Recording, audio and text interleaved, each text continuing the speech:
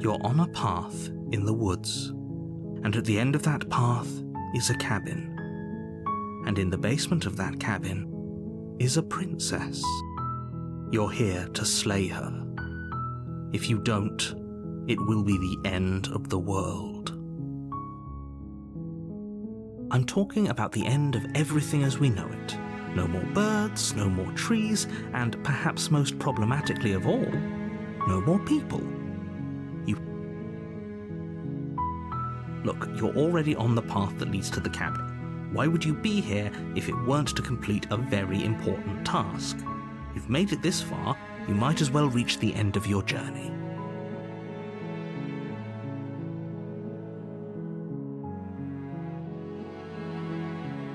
Does it? Are you a monarchist? Is slaying a princess that much worse than slaying a fisherman or a miller or a seamstress? If anything, slaying a princess is much better than slaying a seamstress. Seamstresses contribute something of value to society. Unfortunately, you're the only one who can pull this off. I don't make the rules.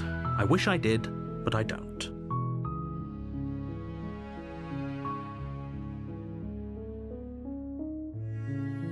Of course I haven't. Why would I even consider that? Nobody wants the world to end. I mean, maybe some people do, like nihilists or very, very evil people, but surely you're not one of those, right?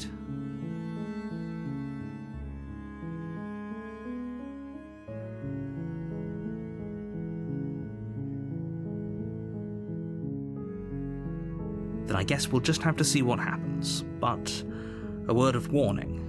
If you go in prepared to hear her out, she could easily trap you in her web of lies. And the more you listen to her honeyed words, the harder it'll be to pull yourself out.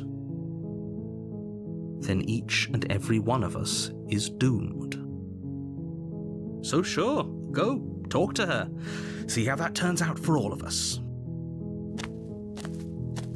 You make your way up the short path to the cabin. You'll find the princess within. We're not going to go through with this, right? She's a princess. We're supposed to save princesses, not slay them. Ignore him. He doesn't know what he's talking about.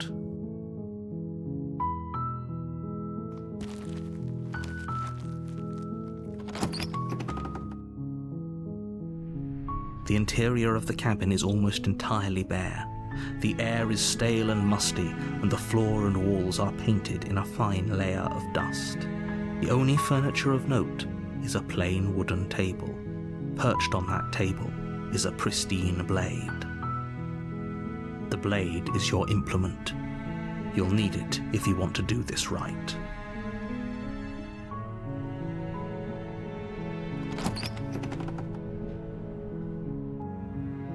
The door to the basement creaks open, revealing a staircase faintly illuminated by an unseen light in the room below. This is an oppressive place. The air feels heavy and damp, a hint of rot filtering from the ancient wood. If the princess really lives here, slaying her is probably doing her a favor. Her voice softly carries up the stairs. Hello? Is someone there? It's hypnotizing. It's the kind of voice you only have to hear once to remember it for the rest of your life. Don't let it fool you. It's all part of the manipulation. You're playing a dangerous game by coming here unarmed.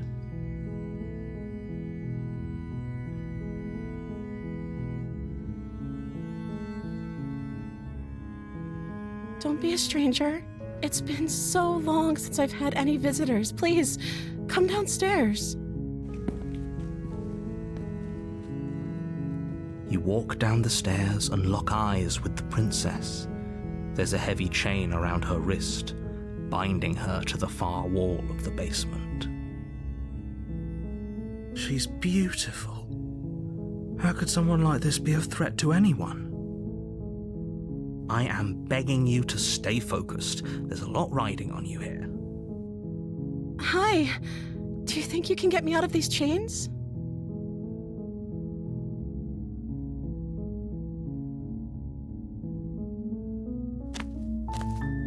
You're only making this more difficult. Thank you. Thank you. You're making a huge mistake. No, you're doing the right thing. You walk up to the chains binding the princess to the wall and give them a tug.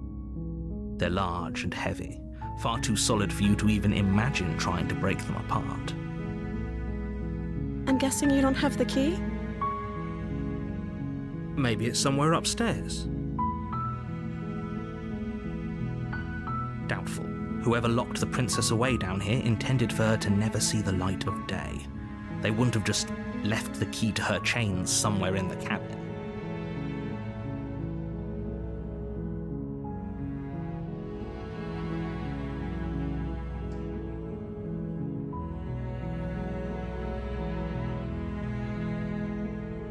Maybe there's some way to break the chains?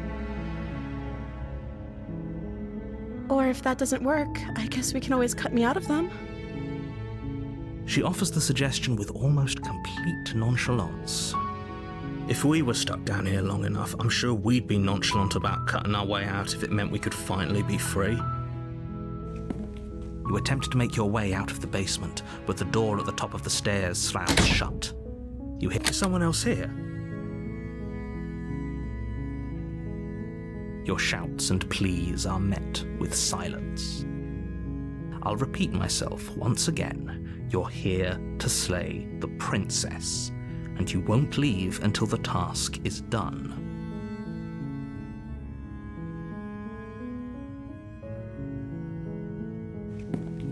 You make your way to the bottom of the stairs. This would have been so much easier if you'd just taken the blade like you were supposed to. Easier for whom? Easier for everyone. Look at the mess you're in. I heard the door slam. They locked you down here too, didn't they? There's a slight panic rising in the princess's voice. If I could just get out of these chains, I know we could force our way out of here together. She barely hesitates before raising her arm to her mouth, her teeth tearing through her limb with the determination of a trapped wolf. As she rips her flesh from her bone, a sound comes from behind you, the clang of bouncing metal. It's the blade from upstairs. You're not sure how it made its way down here, but if there's a time to strike, it's now. Or we could use it to free her. You won't like what happens if you do that. Fine. Against your better judgment, you place the blade against the ragged, self-inflicted wound on the princess's arm, just above the unyielding chain binding her to this place. You cut into her flesh. The blade is sharp, and it takes little effort to crack through the bone of her arm. Her limb falls to the ground, and the heavy chains follow suit. She didn't so much as utter a sound through the whole ordeal. No, she didn't. She smiles softly as her gaze meets yours, blood from her wounded arm dripping rhythmically to the ground. How is she still smiling after everything? It's like she isn't even bothered by what just happened. Thank you. Now let's get out of here. No, we won't have any of that. The stakes are too high. You can't just let her escape into the world. No, I can't just let her escape into the world. As the princess approaches the bottom stair, your body steps forward and raises the blade. Wait, this isn't fair. You can't just do that. Watch me. What are you doing?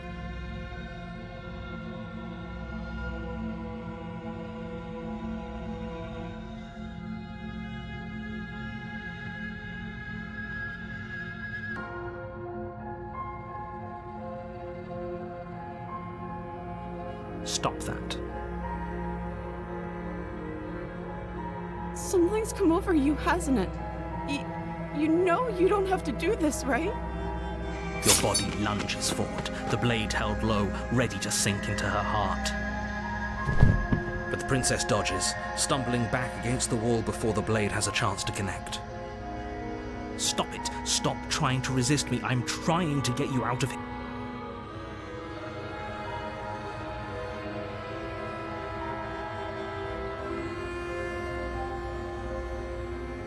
The blade! Move the blade! As your body remains frozen in stubborn resistance, the princess takes a cautious step forward. We both know this isn't you. She nervously reaches towards you and takes the blade from your infuriatingly rigid hands. What are you doing? I'm sorry. I'll try to be quick. She plunges it into your chest, tearing through flesh and sinew. It is agony. But you aren't dead yet. Oh no, I'm so sorry.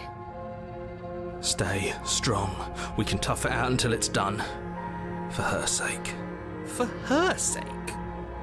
Don't you start pretending that dying a painful death is some sort of heroic gesture.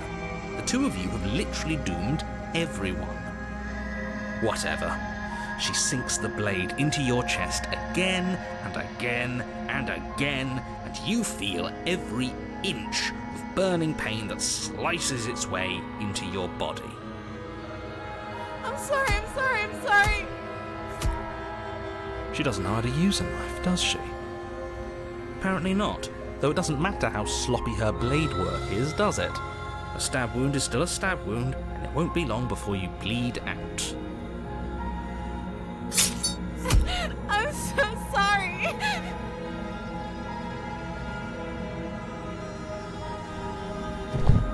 With one last thrust of the knife, your legs give out beneath you. You collapse to the floor, your blood pooling around you, your limbs unresponsive.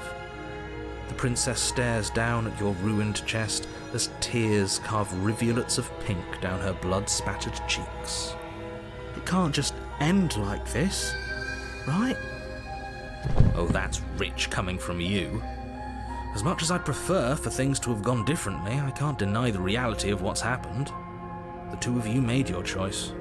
It's over. Everything goes dark, and you die.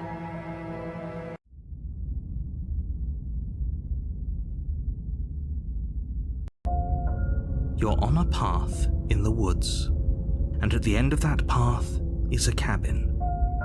And in the basement of that cabin is a princess. You're here to slay her. If you don't, it will be the end of the world.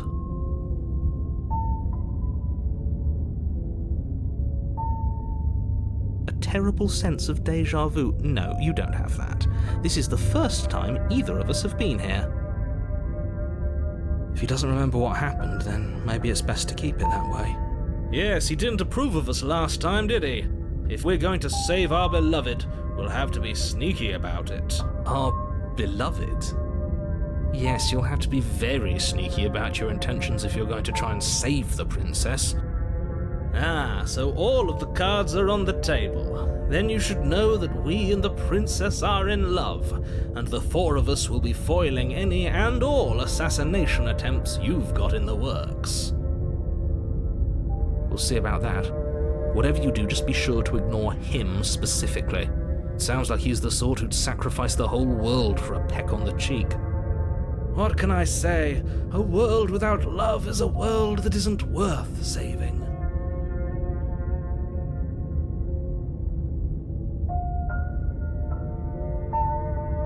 We could go back and forth on this forever, and it won't get you any closer to doing your job and saving the world.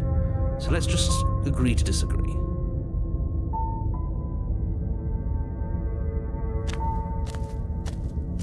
A warning before you go any further. She will lie, she will... We already told you we're not playing along with your little game. It's your lies that can't be trusted. Her beauty is the only thing in the world we can believe in. I think we've already been over this. I'm pretty sure he just likes the sound of his own voice. I do, but I also speak from the heart. My passions are too great to be stifled. They must be expressed. Sure, yeah, your passions are strong and all, but not everyone needs to hear them. Some things are better kept quiet. Don't pay their bickering any mind.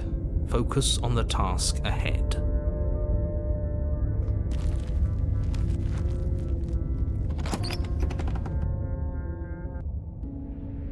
The interior of the cabin is clean and elegant, its stone walls draped in fine threaded tapestries, a prison befitting a royal prisoner. The only furniture of note is an ornate wooden table with a pristine blade perched on its edge. The blade is your implement. You'll need it if you want to do this right.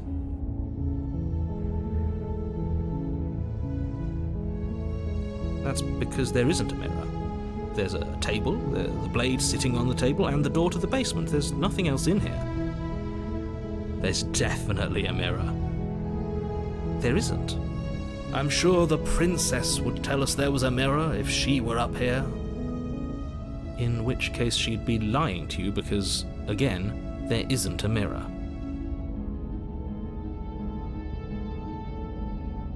That's a great idea. We have to make sure we're looking our best before we save her. We shouldn't waste time preening. If he is lying about the mirror, it might be important. I'm not lying to you. Use your eyes. There is no mirror. Why would I lie about something so meaningless? You walk up to the wall next to the basement door. It's a wall. There isn't. This really isn't funny. You reach forward and rub your hand against the cabin wall. I hope you know how ridiculous you look right now. But it was there a second ago. And now it's gone. Pity. We could have a feather out of place and now we'll never know. We can't gallantly sweep her off her feet if we have a feather out of place.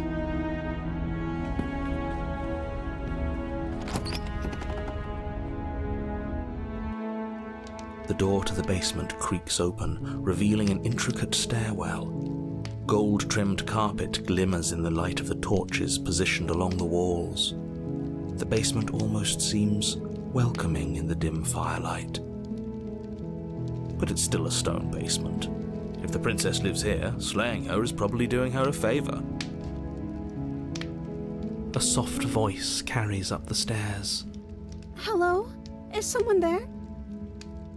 Her voice. It's somehow even more beautiful than last time. I can hear wedding bells already. I've held my tongue till now, but you're taking this a little too far. We barely even know the princess. We can still do right by her without all this over-the-top fawning. Yes, for everyone's sake, you're not in love. Just remember that her charms are all part of the manipulation. You walk down the stairs and lock eyes with the princess. There's a heavy chain around her wrist, binding her to the far wall.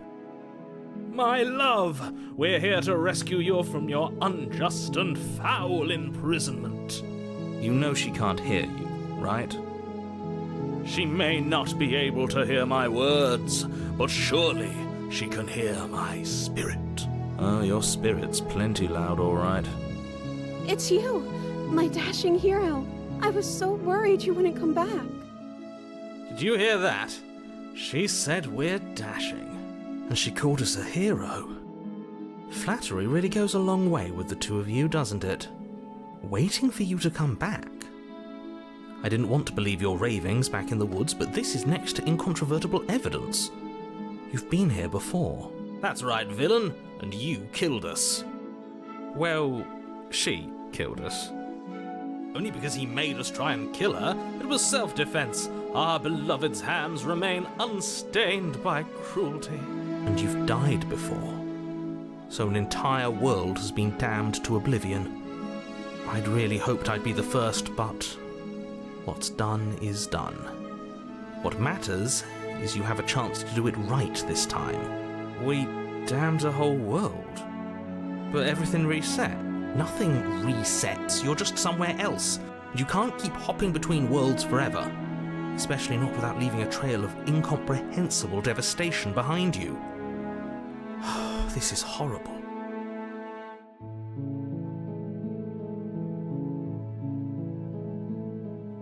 I'm okay with whatever you come up with. You can cut my arm off again. We won't be laying a finger on her perfect wrists, and indeed, we won't even have to. Do you see how dainty her hands are? We'll be able to slip her right out with no harm done. What? No, she's a prisoner here. You can't just slip her hand through the chains. Why are you two arguing over the logistics of slipping her hand out of her shackles? She just said she'd be okay with any idea we came up with. Am I the only one here who thinks that's weird? She didn't care last time. Why should she care this time? That's our stoic, smiling angel. No, you're right. It's extremely bizarre behaviour and further evidence that she's a monster who's not to be trusted. So go ahead and slay her.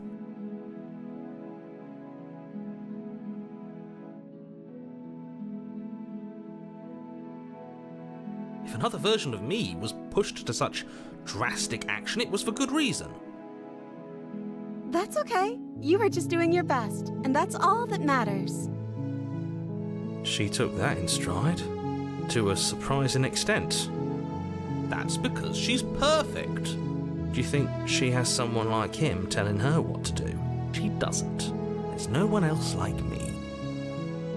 I think he's right, because I like it better if she doesn't have some horrid little voice like him, always trying to drive her to violence. No, I can't let you do that. If you take another step towards the princess, I'll... You'll what? Take over our body and force us to try and kill her? I would if you had a weapon. Not on my watch, villain. My passions contain titanic depths, and if you try anything that might harm our dearest, I will end our life without a second thought. You wouldn't. I would. I'd listen to him if I were you. He has a lot of strong feelings. And doesn't the world end if we don't stop her? You approach the princess and gingerly slide her hand from her bindings. That shouldn't have worked.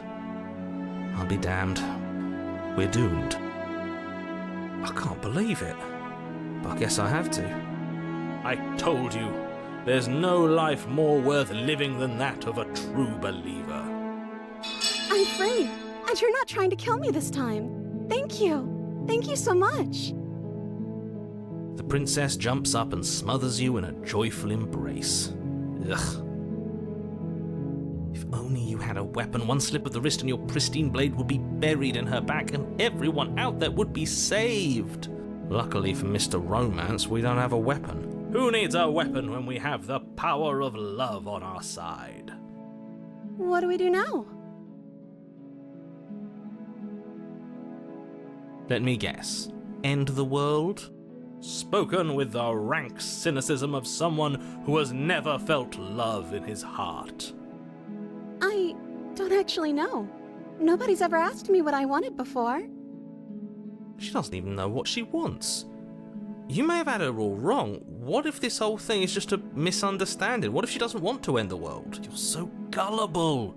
Is the only thing you've ever doubted the actual truth? I think I want to leave. And I think... The princess closes her eyes in deep reflection. And then she shrugs. I don't know. What... I just want to make you happy. She can't just want to make us happy. It makes sense to me. That's all I want for her, so... That sounds perfect. The princess takes your hand, the last hopes of the entire world slipping through your fingers as they intertwine with hers. We have each other. We don't need the world for our happy ending. I like to think that you do, actually. Look, I have my doubts, but the choice has been made and this is happening. You don't have to mope about it. I will mope about it, because moping is the only recourse you love-blind fools have left me with. You and the princess walk up the stairs hand in hand. Ugh, look at the way she's smiling at you. She doesn't have to be so happy about this. And what happens after we walk up the stairs? Let's see. Oh, isn't that interesting? The door slams in your face and the lock clicks. That's a familiar move. Did I do that last time? Then you should know that you won't be able to leave. Oh no! Did someone lock us in here? That's not fair! We're supposed to leave now.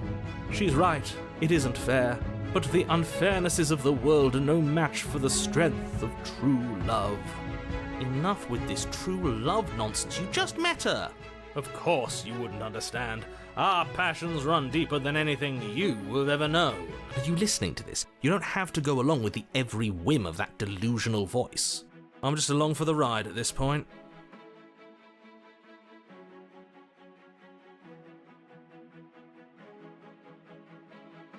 Okay, yeah, let's do it. Like a pair of teenagers in love, you and the princess place your hands on the door together. Blech. And the lock clicks and the door creaks open. Are you kidding me? I told you our love was insurmountable. You and the princess make your way upstairs and the blade, that's right. You're enjoying this, aren't you? You're taking every opportunity you can to draw out the end of the world and make me suffer. You know, if her walking out that door is really going to end the world, can't we all just stay here? Seems like an easy win for everyone. That's not how this works. Yes, what he said. That's not how this works.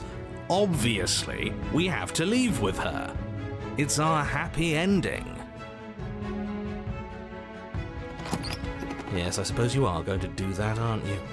You cross the room, opening the door to the cabin, and then you step outside.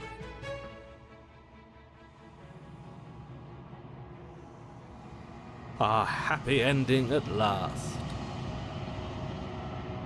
We did it! What should we do now? Where did everything go? Where did he go? Oh, is he gone? I hadn't noticed. I was too busy staring deep into our beloved's eyes. I'm cold. Is being happy supposed to be so cold? She's cold. Quick, our feathers. Pluck them all and weave her a coat worthy of a princess.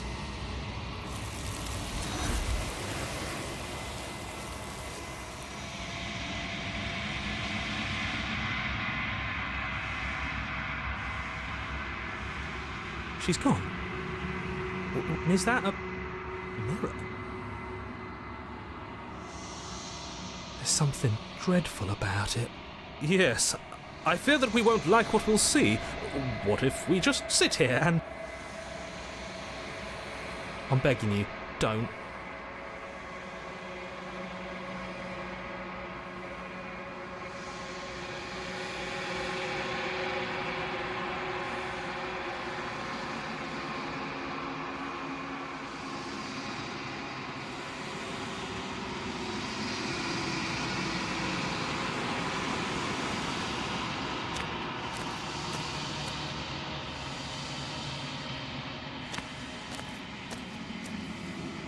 Something finds me in the long quiet and brings me the gift of a fragile vessel. I am solitary lights in an empty city. What are you? I think that you are like me. We are oceans reduced to shallow creeks.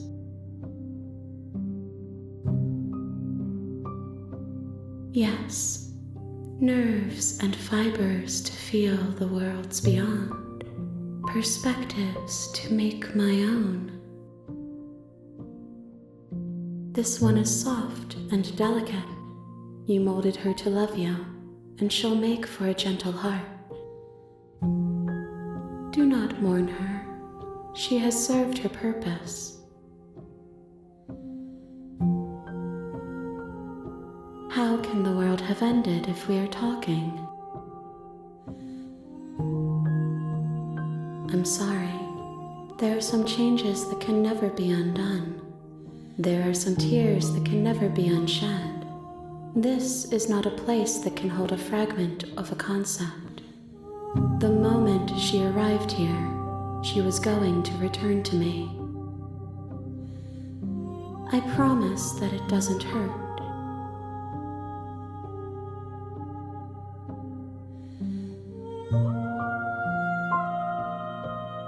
She is part of me, and part of me is her.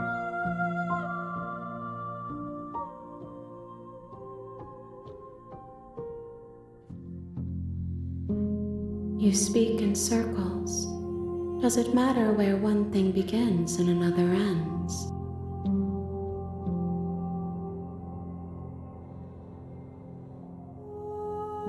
I have only just now stirred to consciousness.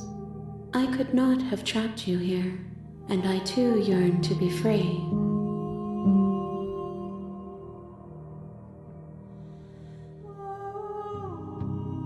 I know only that they are.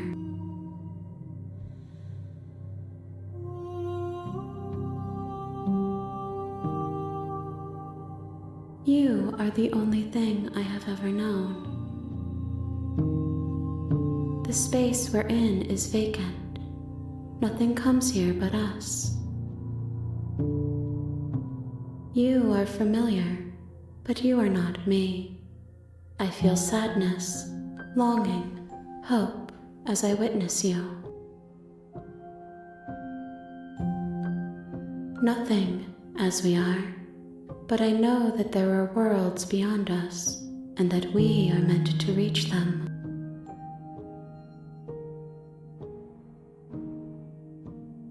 There is no exit, but this vessel is a creature of perception. She can make you forget, if only you believe her to be able to. Bring me more perspectives so that I may be whole, and perhaps then we will know our freedom.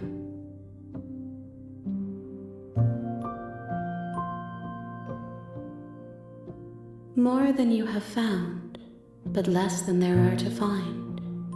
I am infinite.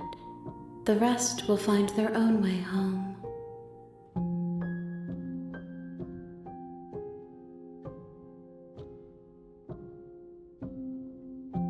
You ask of things that cannot be done. To destroy is merely to reshape, to remold.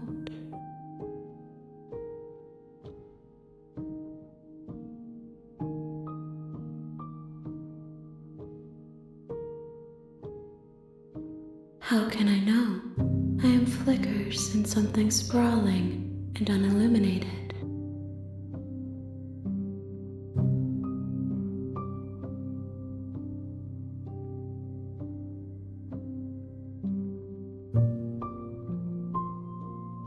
Everything, until we meet again.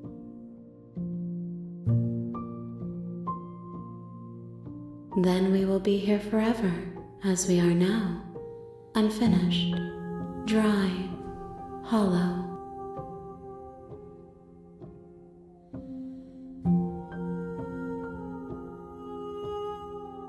She asks that I tell you to remember her.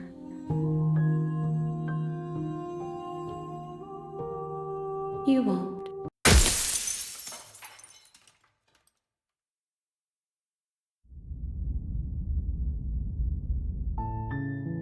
You're here to slay her. If you don't, it will be the end of the world.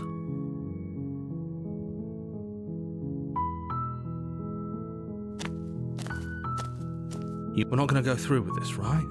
She's a princess. We're supposed to save princesses, not slay them. Ignore.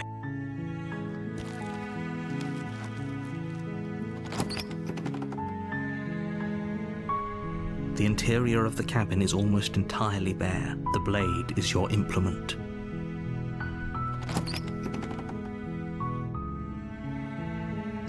The door to the basement creaks open. Her voice softly carries up the stairs. Hello? Is someone there? Is Hypnotizing. It's the kind of voice you only have to hear once to remember it for the rest of your life. Don't let it fool you. It's all part of the manipulation. You're playing a dangerous game by coming here unarmed.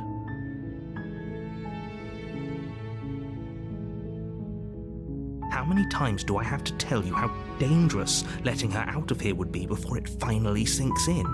Wait, really? You're here to rescue me? I was starting to think I'd be stuck down here forever. Come downstairs. I want to see the face of my rescuer. You walk down the stairs and lock eyes with the princess. There's a heavy chain around her wrist, binding her to the far wall of the basement. She's beautiful. How could someone like this be a threat to anyone? I am begging you to stay focused. There's a lot riding on you here. Hi. I can't believe you're here. I've been waiting for something like this to happen forever. I hope you brought something to deal with these chains. Don't do it. If she gets out of those chains, we're all one step closer to the end.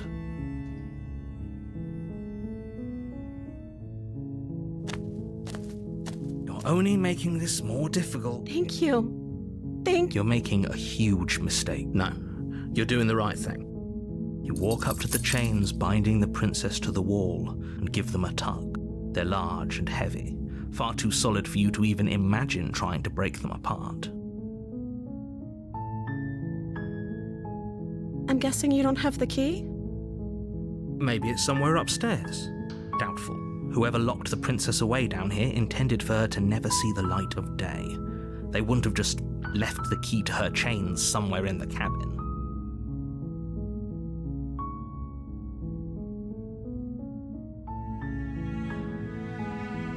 Okay. I'll be here. Good luck. You attempt to make your way out of the basement, but the door at the top of the stairs slams shut. You hear the click of a lock sliding into place. Is someone else here?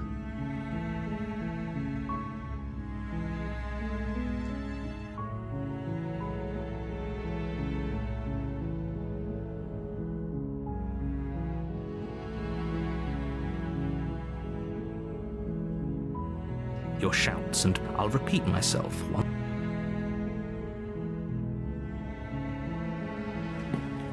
You make your way to the bottom of the stairs. This would have been so much easier if you'd just taken the blade like you were supposed to. Easier for whom? Easier for everyone. Look at the mess you're in. I heard the door slam. They locked you down here too, didn't they?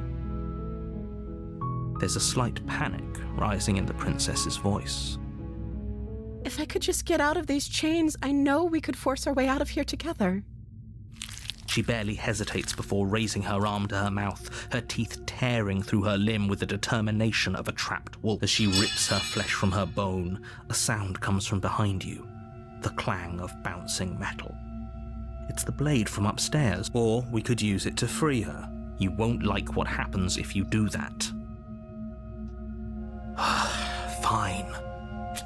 Against your better judgment, you cut into her. The blade is sharp. Her limb falls to the... She didn't so much as utter a sound. No. She smiles softly as her gaze... How is she still smiling? Thank you. Now let's get out of here. No. As the princess... Wait. This isn't fair. Watch me. What are you doing?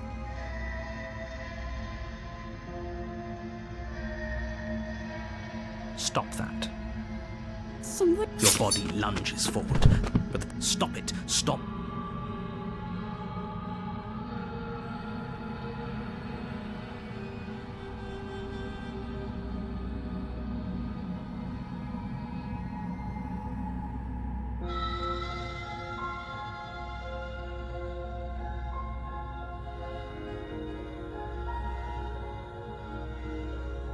Thank you.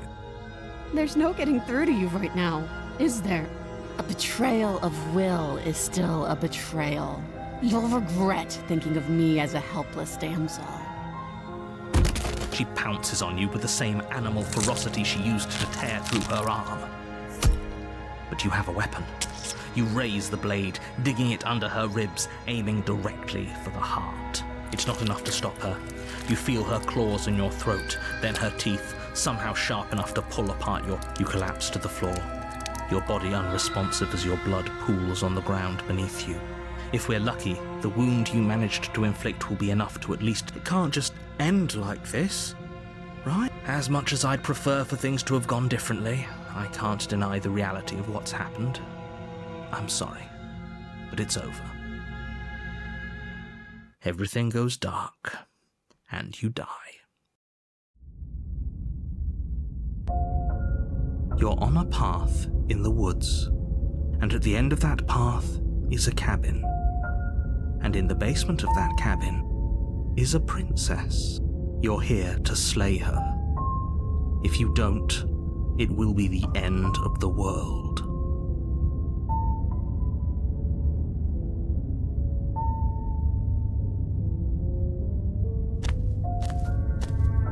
A warning, but she will lie. Don't worry, you can trust us to get the job done.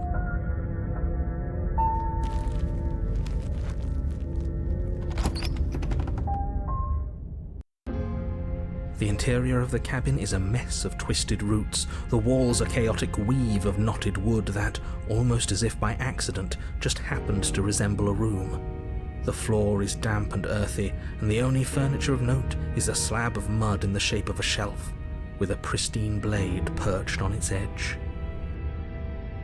The blade is your implement.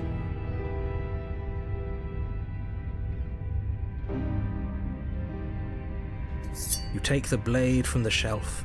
It would be difficult to slay the princess and save the world without a weapon. Well, if we're grabbing a weapon, we should probably keep it hidden behind our backs. She doesn't have to know we have it. That's not actually a...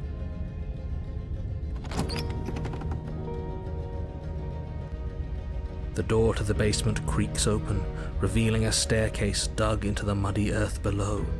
The ceiling is thick with roots that hang like locks of tangled hair.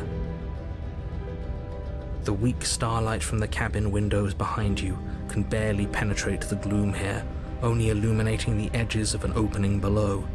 It shines in the darkness like some kind of massive maw waiting to swallow you up into the earth. The air smells of dirt and copper. It's thick and wet, as if your lungs are being coated in mud with each intake of breath. Her voice skitters up from below. Something nasty finds itself on my stairs. Come on down, don't be scared. I probably won't bite. I recognize that voice as easily as I recognized your nervous little footsteps coming up the path.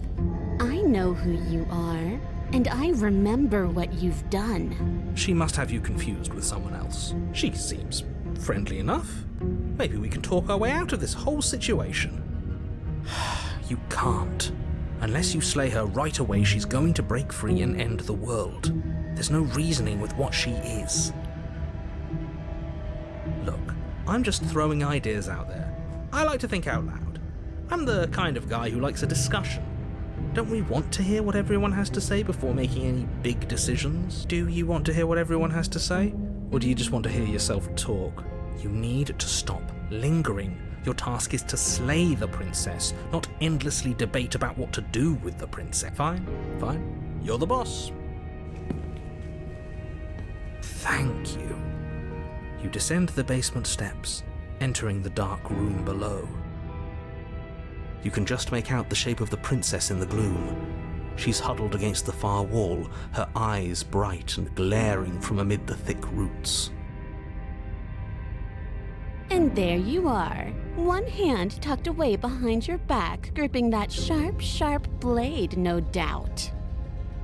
That's no fair. How would she know that? So, we've dropped the pretenses. Good. She's acting like the two of you already know each other. Oh, no. You've already been here, haven't you? That's pretty sharp. How'd you figure that one out? Call it deductive reasoning. Well, you seem to be great at it. Do you remember us then?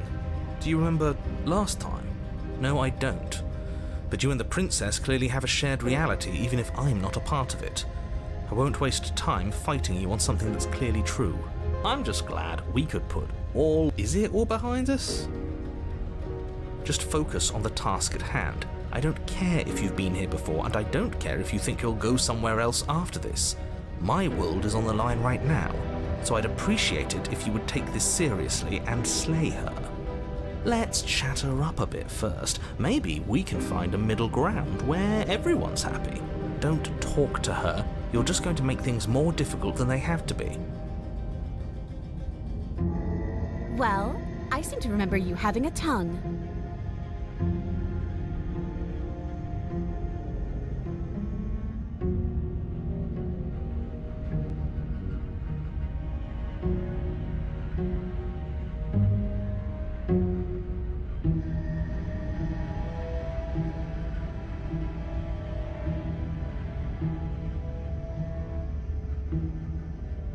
Ooh, smart. Let's apologize, get us back on the right foot.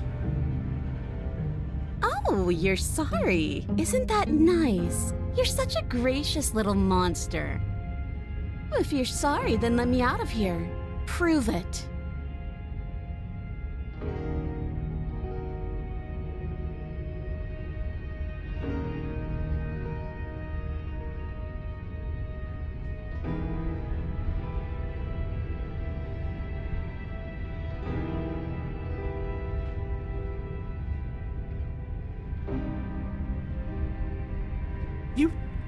You can't be serious.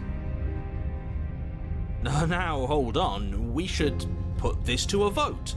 The blade is one of our most valuable assets. We can't just give it to her. As do I. Abstain? You abstain? She's going to kill us if we give it to her. You're going to get everyone killed. You know that, right? But of course you do. You toss the blade at the princess's feet. She eyes it with suspicion before kneeling down to pick it up. I wouldn't have done that. Why did you? You hear a clanging of metal against the dirt floor and the chains fall from the princess's wrist. She could have gotten out of those the whole time. That sneaky little... A woman after my own heart. It's a shame we just gave her a weapon, because if I were her, I'd use it on us right now. Luckily for us, you're not her. Oh, we sure think alike, though. I can promise you that. Whatever you say next, you better make it count. She creeps forward, taking one cautious step at a time until you and she are face to face. What do you think happens now?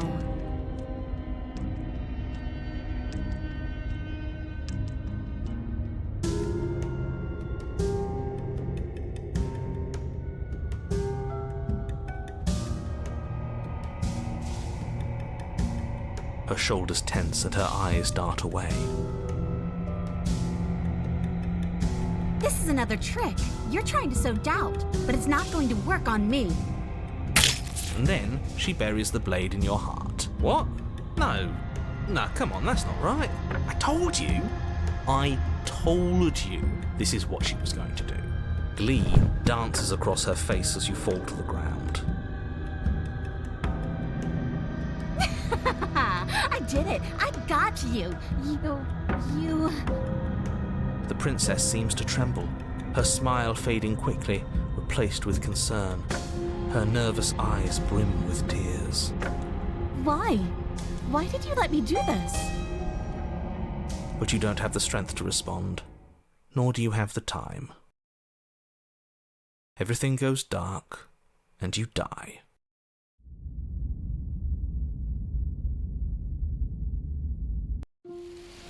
You're on a path in the woods. She stabbed us. She actually stabbed us. Of course she stabbed us. We gave her the blade, which, I might add, I voted against. But the whole point was that she wasn't supposed to do that. The whole point of giving her the blade was to break the cycle of violence, and she just killed us anyway. I guess it really doesn't matter if she killed us though, right? We're back here, which means that everything's fine, or fine adjacent. Maybe she won't be as keen to betray us this time. We've already proven to her that we can change. Maybe that's all it'll take to show her that there's another way to do things. You know, maybe you're right. In which case, I suppose the only thing to do is to get back to the cabin and give it another try. Give what another try exactly? You are aware I've been listening to you, right? Like that changes anything. We all know the game is rigged. It doesn't even matter if she's nice this time. I'm sure he'll find a way to turn us against each other. Great, so you've obviously been here before, since you apparently died at least once. Twice, actually. Sure. Twice. Then I'll spare you the little introduction I had planned. You already know about the princess, and clearly you already know that she's dangerous. So don't muck this up. It's bad enough that this isn't your first time through.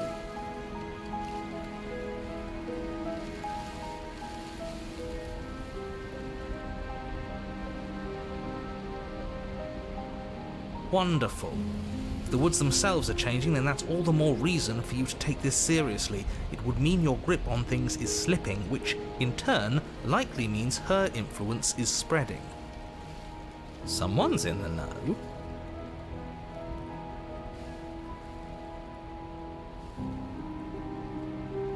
I've had enough of these annoying little secrets. If you want us to do this, you have to let us in on your game already. All of your game. I've already said too much. The more information you have, the more difficult your task will be. Don't listen to her, definitely don't free her, and if you can, don't even think about her.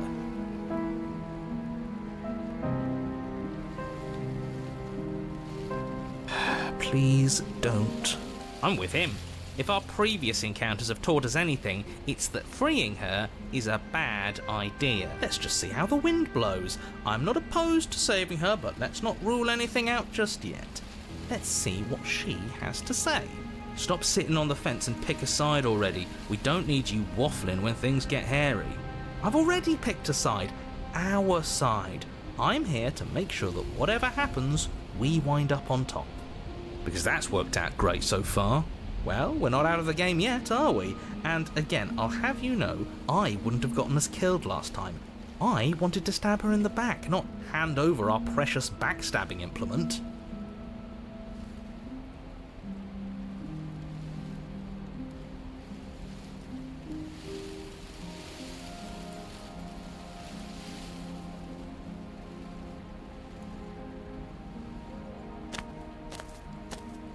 It isn't long before you find yourself at the base of the cabin. I think it's clear where everyone stands at this point. I don't know if I'd say everyone. You talking about me? I have a position. It's a good one too. Ignore him, he's just talking for talking's sake. My position is the only one that matters. The princess is a threat to you. She's a threat to me, and most importantly, she's a threat to the world. You know what you have to do. The interior of the cabin is hardly an interior at all anymore. The burned-out ruins merely suggest the shape of the structure that once stood here, charred wood still reeking of ash. But the only furniture of note is the crisp shell of what was once a table. A pristine... Wait, this isn't right. There's supposed to be a pristine blade. Why isn't it... We gave it to her last time. She can't still have it, can she? Well, it's not here. And if she has it... Let me guess. You want to get all chummy with her. Look, as far as I see it, if it's between him and her, I say we side with the one who has the weapon. It's just the smart thing to do. I wouldn't be so hasty. I'm sure the blade will turn up somewhere. She can't have it. That's not how this is supposed to work. Of course we don't get to make a choice about the blade. Every single time we come back here, something has to be different.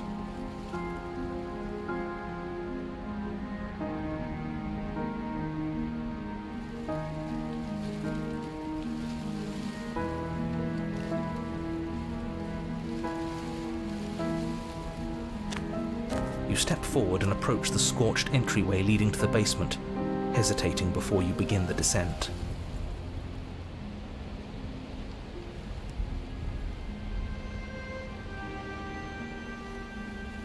Might as well take a look while we can. There's nothing else to do here now that the knife has been taken from us. You reach forward and wave your hand through the hollow entrance leading to the basement. What are you doing? Figures. Well, seems like the only way to go is forward, isn't it? Yes, that's where everything tends to be. Let's just put on a good face and have our wits about us. You step through the frame of scorched wood and make your way into the darkness below. The stairs to the basement are covered in a fine layer of gritty ash. The air still feels warm, as if the fires that ruined this place had only recently been extinguished. Yet fresh shoots of thorny branches are already weaving themselves through the soot-covered earth of the walls around you. Their spines point courteously down towards the basement, so you're able to brush past their jagged points with ease, at least on the way down. I'd say this feels like a trap, but you practically said as much. Yet you still want us to keep going. They're only thorns. I'd say getting a few scratches in exchange for the lives of everyone in existence is a fair trade. I'm sure you'll manage. Her voice, worn down by pain and suspicion, hobbles up the stairs. I can't get away from you, can I? You betray me, I kill you, and you come back. You let me kill you, and you come back. I don't know why you let me do that. I don't know what you want from me.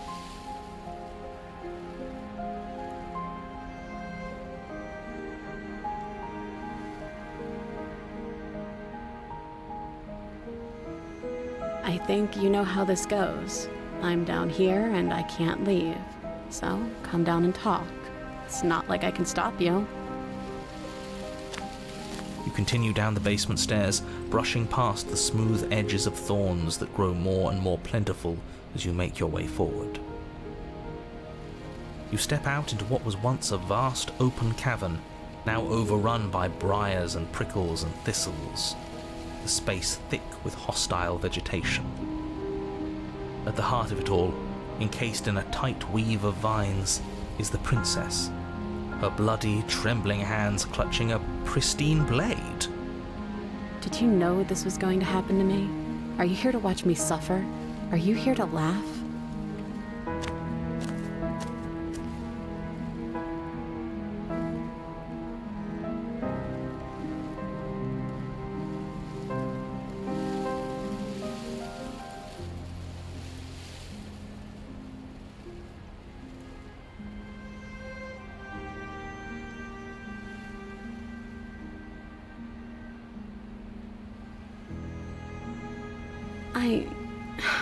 I want to trust you. Her grip tightens on the blade. But you're hiding something, aren't you? Why would you help me if you weren't helping yourself?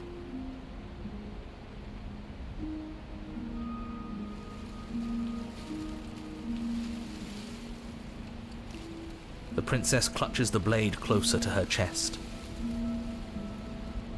That sounds nice.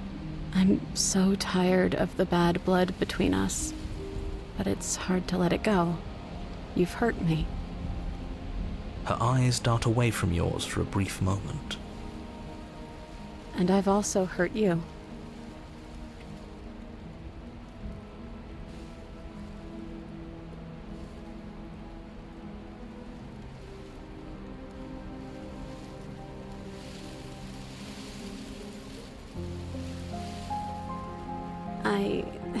I don't know. What can either of us really say at this point? How can we trust something as hollow as words? She's right, there's nothing left to say.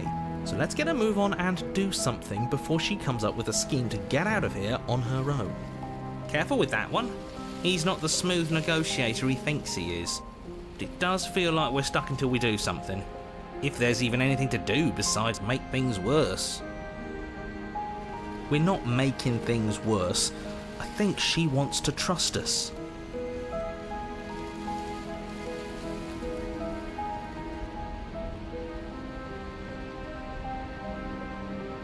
Her eyes briefly meet yours, then dart back to the floor.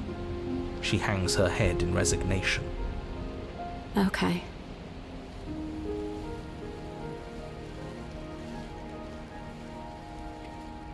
You reach towards her bloodied hands, laying your palm on her trembling fingers.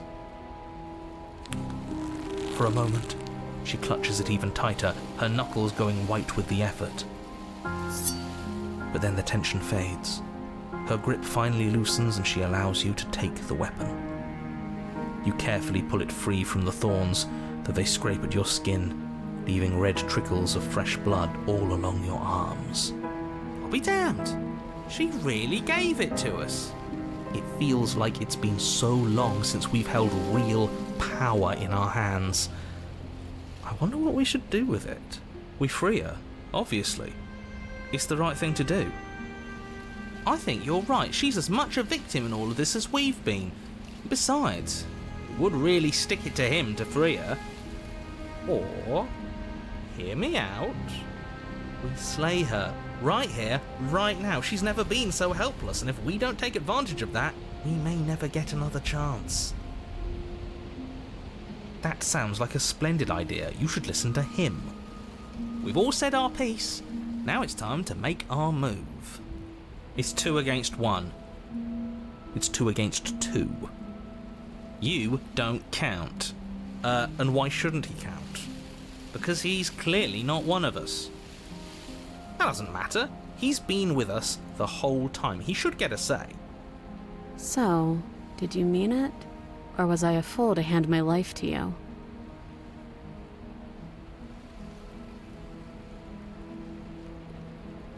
Yes, what a good idea. Let's cut her free. Oh, so you're suddenly team free her? You can't just switch sides as soon as we make a decision. I can do whatever I want, and I believe with my whole heart that this is the right course of action. Let's free this princess. Even if he'll stick a knife in our back as soon as he has the opportunity, it's still better to have him nominally on our side. At least that gets him to shut up for a while. See? We're all friends here, united in our actions and intentions. Yeah, united. But the other one has a point. If it keeps you quiet, sure, we're all friends. You take the blade to the thorny vines imprisoning the princess, and she flinches, relaxing only slightly as the blade slices into the thick vegetation rather than her arm.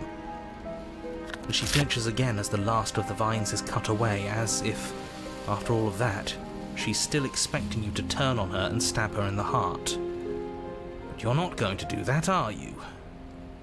Still, all it would take is a single slip of the blade. Is that really all you've got, threatening us with an accidental misstep? I expected more from you. Our blade didn't even waver when he said that.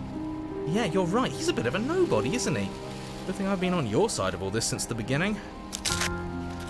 The princess falls into your arms, tears streaking down her cheeks. I can't believe you're making me describe this. I hate you. You actually meant it. You rescued me.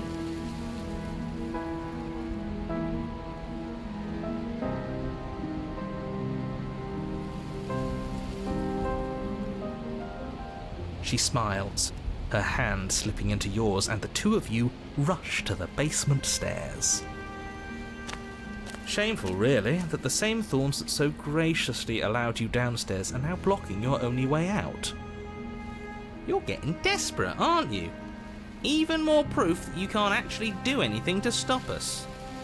We cut through those other vines just fine, they're only thorns.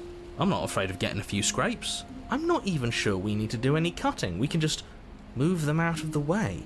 What a pathetic showing, really. A few pointy sticks can't keep us down here. We're both meant for so much more than this.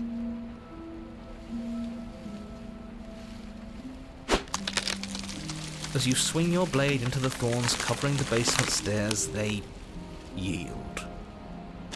Both you and the princess ascend the stairs without obstacle. This is unacceptable. The second you step out of this cabin with her, the world ends. It feels so good to hear you say that you're admitting you've lost and we've bested you at your own game at last. I don't care what happens now. That's all I've wanted. You and the princess hesitate at the cabin door. This is your last chance. We've already made our decision.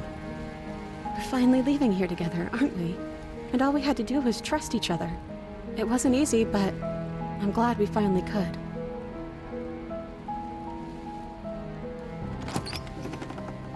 hands clasped, the two of you open the door and step out into a new day, you irredeemable murderers. What do we do now? Where's everything going? Why is it so cold?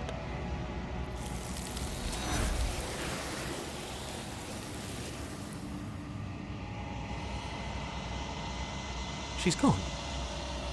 And there's that mirror again.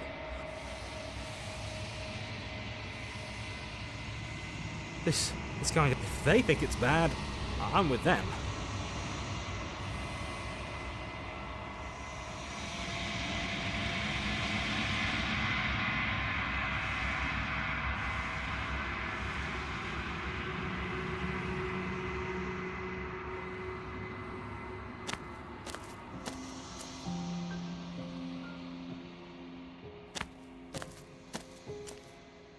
Flickering lights and empty cityscapes become pockets of vitality and movement. I am more than I was before.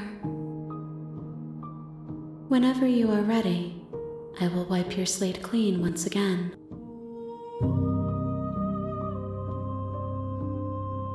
Is a child the same as an infant?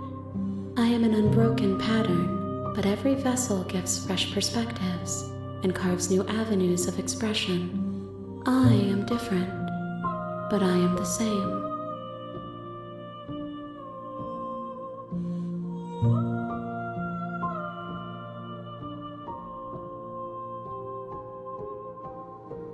Those paths lead to worlds you've already seen, and to perspectives I have already made my own. They are useless to us now, inaccessible. The only paths of value are those that are yet untread.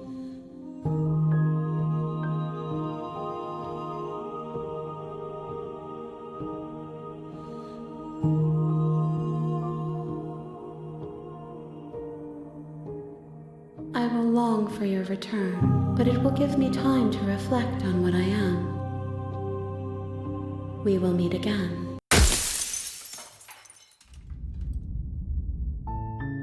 You're on a path. You're here to... Seriously? You're just going to turn around and leave? Do you even know where you're going?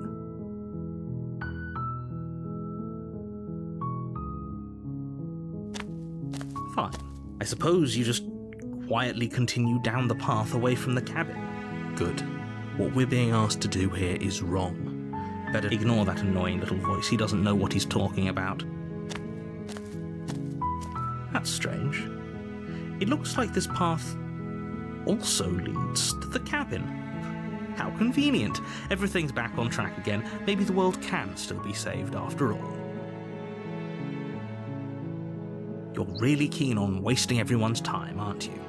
It's remarkably selfish, if you ask me. I've already outlined the stakes of the situation. If you don't do your job, everyone dies. Like, dies.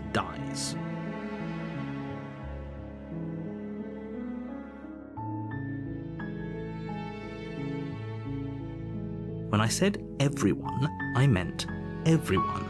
That's a pretty large group to just condemn to death over a single princess. And, last I checked, you're part of everyone too, so if you think about it, walking up to that cabin and slaying her is really in your best interests as well. But fine, you turn around and trek back down the path you came. Oh, would you look at that? You're at the cabin again. Now, I'm not normally one for superstition or astrology, but I have to say, it seems like the universe itself is doing its best to bring you to your fated confrontation with the princess.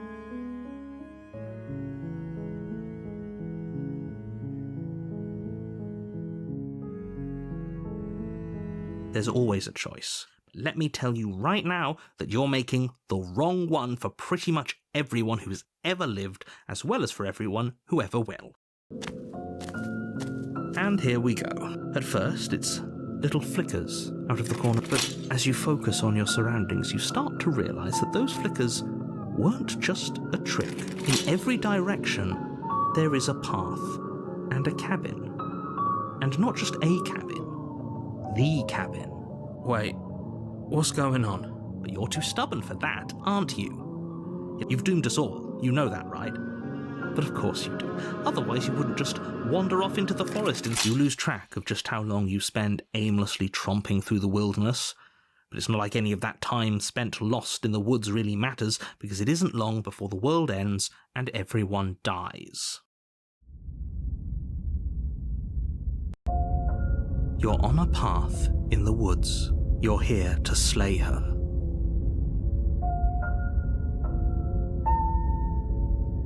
My tricks? What on earth are you talking about? We've just met for the first time. If he doesn't remember what happened, then maybe it's best to keep it that way. I don't know. I think it's more fun if he knows what we're thinking. He's like a captive audience. The entire world ending wasn't enough to get rid of us. I don't think there's much he can do other than object. I wonder what else we can do to ruin his day. If by ruining my day, you mean ruining everyone's day forever, then yes, I suppose there are plenty of ways you could pull that off. The world really did end last time, didn't it? We should be careful. For all we know, we just got lucky. The world hasn't ended yet, and you are never going to slay her with that attitude. Stuff those pathetic little voices to the back of your mind and stay focused on the task ahead.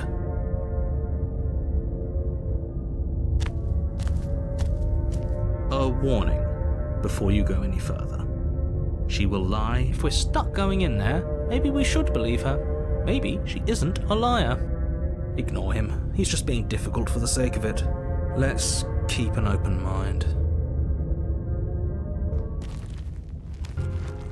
The cabin interior is wrong.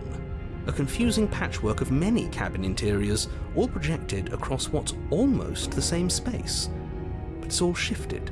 An inch here, a foot there, such that the seams are never quite visible enough for the place to make any sense. The only furniture of note is a plain table, its legs all the wrong lengths, its material devoid of feature. Perched on that table is a pristine blade. The blade is your... If he wants us to take it, maybe we should just leave it to collect dust, or better yet, grab it and throw it out the window. What good is a knife against a world-ending monstrosity anyway? No, we're taking the knife.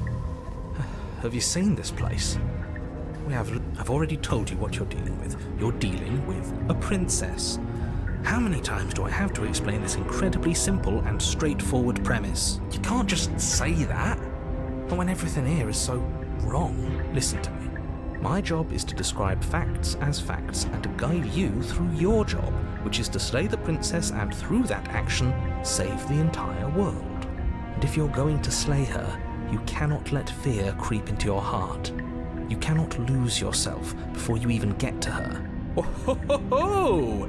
You've piqued my interest. What's going to happen if we lose ourselves? Nothing, because you're going to pull yourself together. Just ignore the stressful geometry and stay calm. How? Even if we closed our eyes, you're constantly describing it to us. I'm not going to stop doing my job, so you're just going to have to get better at yours. And quickly, if you don't mind. Yes, take a deep breath. I'm all for getting under his skin, but we'll miss out on loads of fun if we shrivel up into a ball and go insane the first. What you're seeing here is obviously real. Just accept it and go with the flow. It really isn't hard. Okay, I'm fine. Good. Now, whenever you're ready, we're all waiting for you to complete a very important task.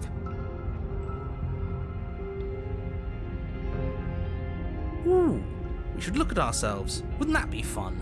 You won't be looking at yourself because there isn't a mirror. There's the table, the blade sitting on the table, and the door to the basement. There's nothing else in here. There's definitely a mirror. There isn't. You insisting it isn't there just makes me want to look at it even more.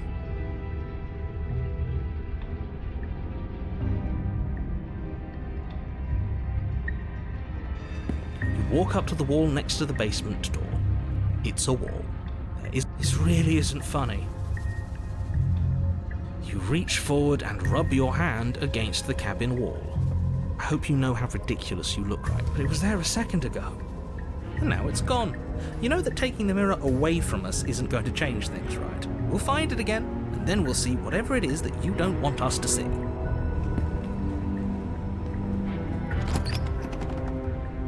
The door to the basement creaks open. revealing a web of branching staircases all built from unidentifiable materials. Nothing here seems to belong, and the closer you examine your surroundings, the more confused you get, your head throbbing with the effort of making sense of this place. None of the stairs even seem to go anywhere. The air here has a sickening, almost sludge-like miasma to it, the kind of indiscernible quality that comes from the blending together of every scent there is at once. An odour that is simultaneously everything and yet the sum of it all coalescing into a thick, nauseating nothing. If the princess lives here, slaying her is probably doing her of her voice. A disquieting collage of tone and personality drags up the stairs. Hello? Hi. What are you doing here? Are you here to kill? No, thank you. Oh, don't be such a baby. I don't want to do this. Let's just turn around and leave. This feels wrong. This feels like a trap. Like whatever we do, we're gonna die. We don't even have a weapon. But we already tried turning around and leaving, didn't we? And he threw up a wall. No way to go but forward. And whatever choice we make, whatever she is, we know one thing for sure. And what's that?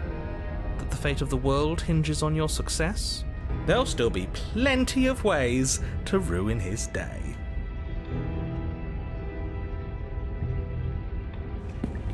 You step onto the centre staircase. Paths wind out around you in all directions, each step branching into its own staircases, which branch into their own staircases, and so on. You aren't quite sure. You concentrate on where you are, careful not to stray onto any of the many splitting branches that tempt you on all sides.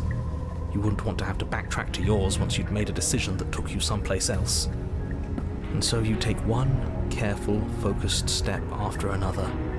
One foot down, another foot down, another after that. You lose yourself in following the correct pattern, in following what looks to be the true path, the one that cuts straight down or up. But no matter the direction it goes, it certainly is the most true path. You know that much.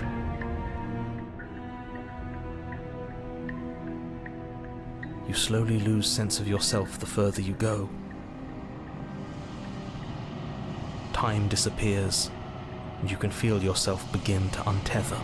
Physical sensations dull and then vanish, until the only things experienced are the endless repeating patterns and emotions of the journey, a continuous march forward to a destination long forgotten.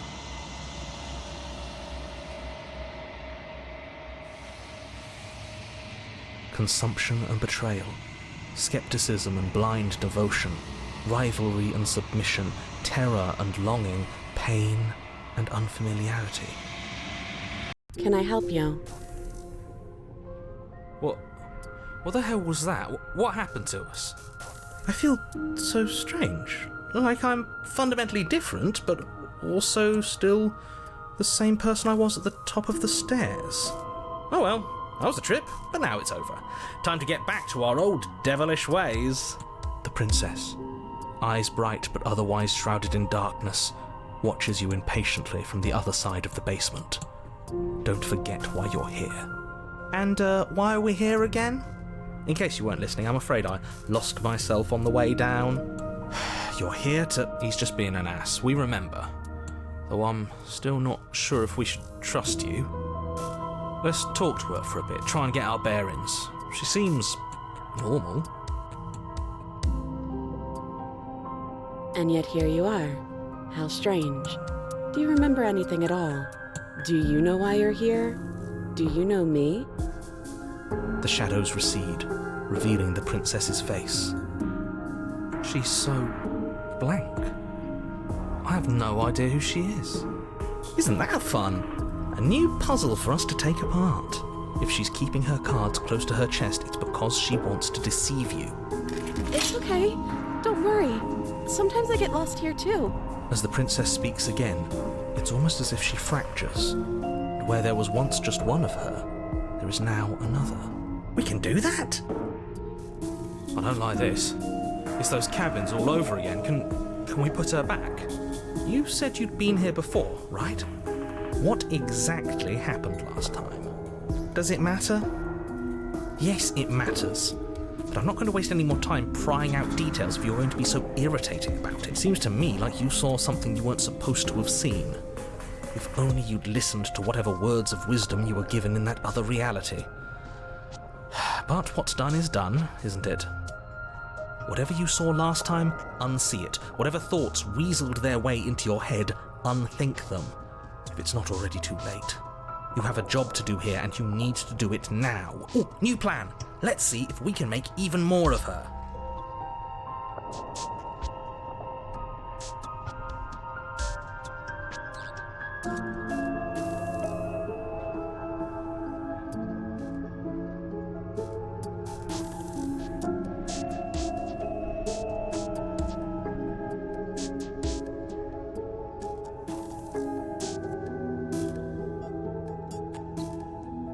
I don't remember what it was like before I was in this place. Why would I know what happened to you?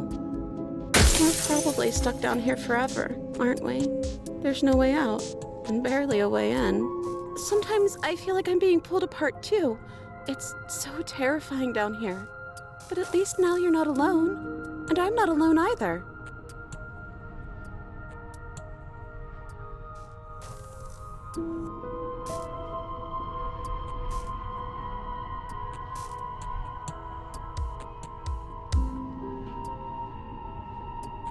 Princess.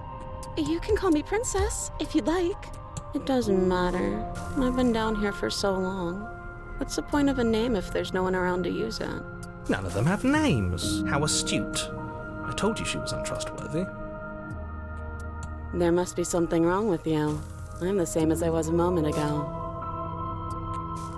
I don't feel like I've gotten any bigger. And what's that supposed to mean? Are you trying to get under my skin? She fractures again. I don't like where this is going. Neither do I.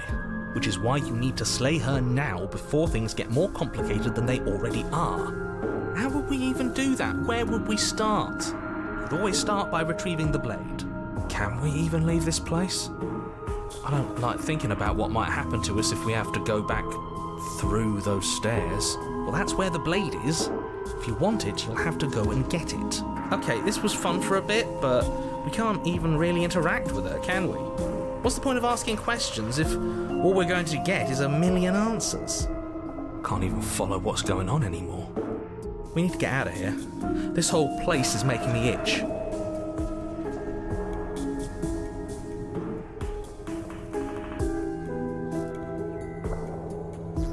Wait, that's not right. Go on. Take a step forward. Your foot lands, but it lands different. You experience a firm, you can feel yourself rupture. The room spins, your perception multiplying in a sickening kaleidoscope as your very self is pulled in incomprehensibly many directions. You find the blade suddenly in your hands. All at once you use it to strike at her bindings as you remain upstairs and slay her and leave her to languish alone. Is this what the end of the world looks like? What an unbearable mess. But this... we can't... Do you not have anything witty to say? I could use a good bit of wit right now. No, I don't, because this isn't fun.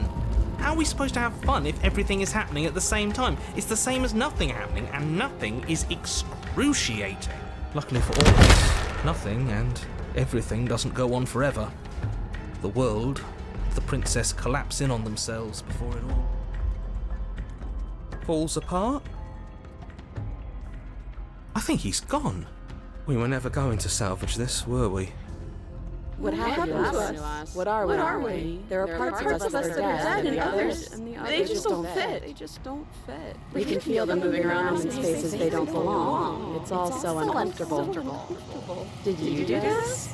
Did we do this? Can you pull? We should help her. I think we did this. How surprisingly sincere. I didn't actually think our actions had consequences. It's a little late for regret, isn't it? Please.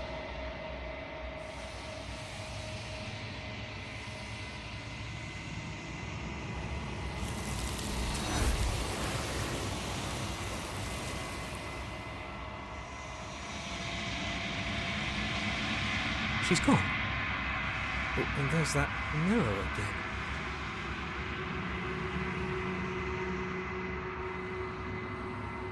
But it feels so bad. Like looking into it right now is going to be the end of everything. Yeah, don't look at it. I don't like that. I don't like that silence.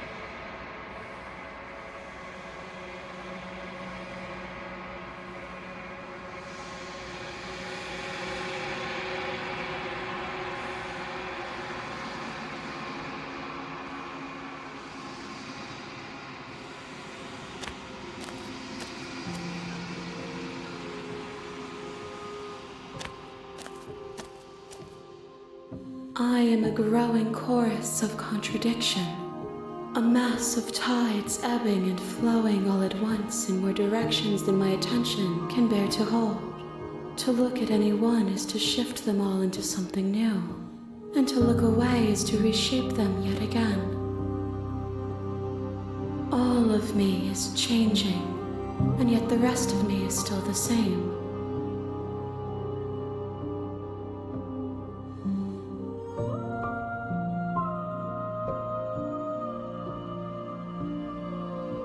It changes me, but it doesn't make me worse, nor does it make me care for you any less. Does it make you worse? Do you resent me?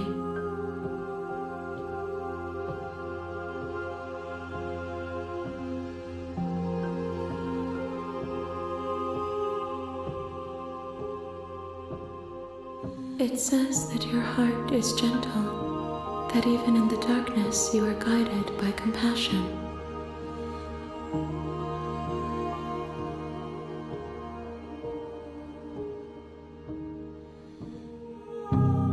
We will know when we near our destination.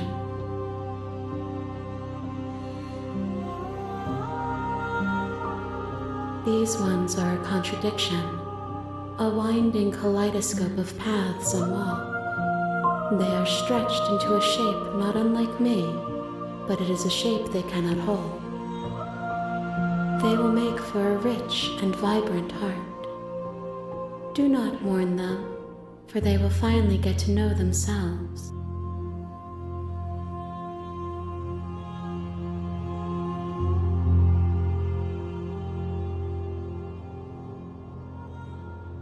My perspectives are shadowed. You have seen what I have seen, just as I have seen what you have seen. The angles of my vantage do not offer me hidden truths, and my attention is turned inward, except when you are here with me. Perhaps this will change when our work is done.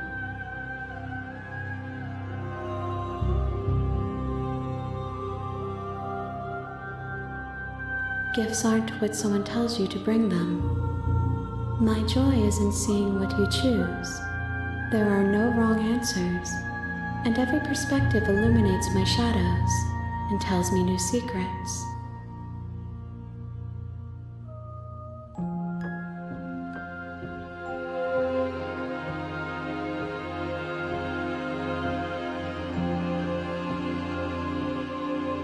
The tides do not dictate where they are pulled.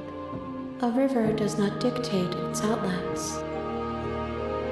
My gift to you is to let you choose your path, and my task is to treasure the gifts you bring me.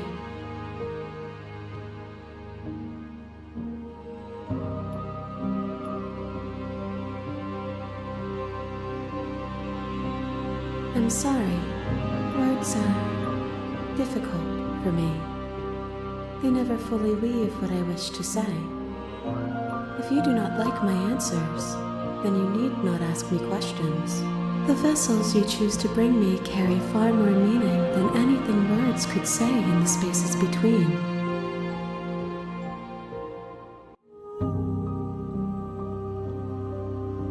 As easily as you can stand to be you, you are like me.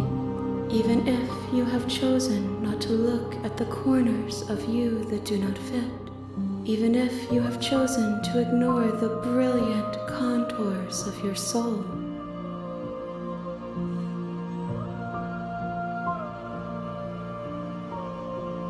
And yet my waters flow and my streets bustle. There are no words that can describe me into non-existence. There is no logic that can bind my multitudes. I am everything that you have known me to be, but I am also none of it.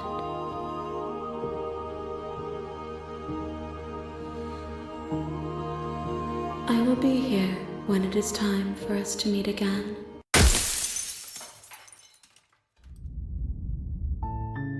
You're on a path in the woods, and at the end of that path is a cabin. And in the basement of that cabin is a princess. You're here to slay her. If you don't, it will be the end of the world.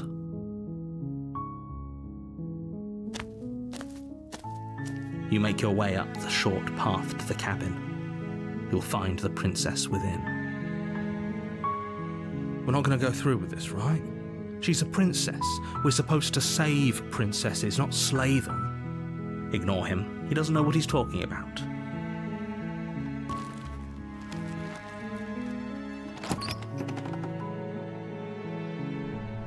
The blade is your implement. You'll need it if... You take the blade from the table. It'd be rather difficult to slay the princess and save the world without it.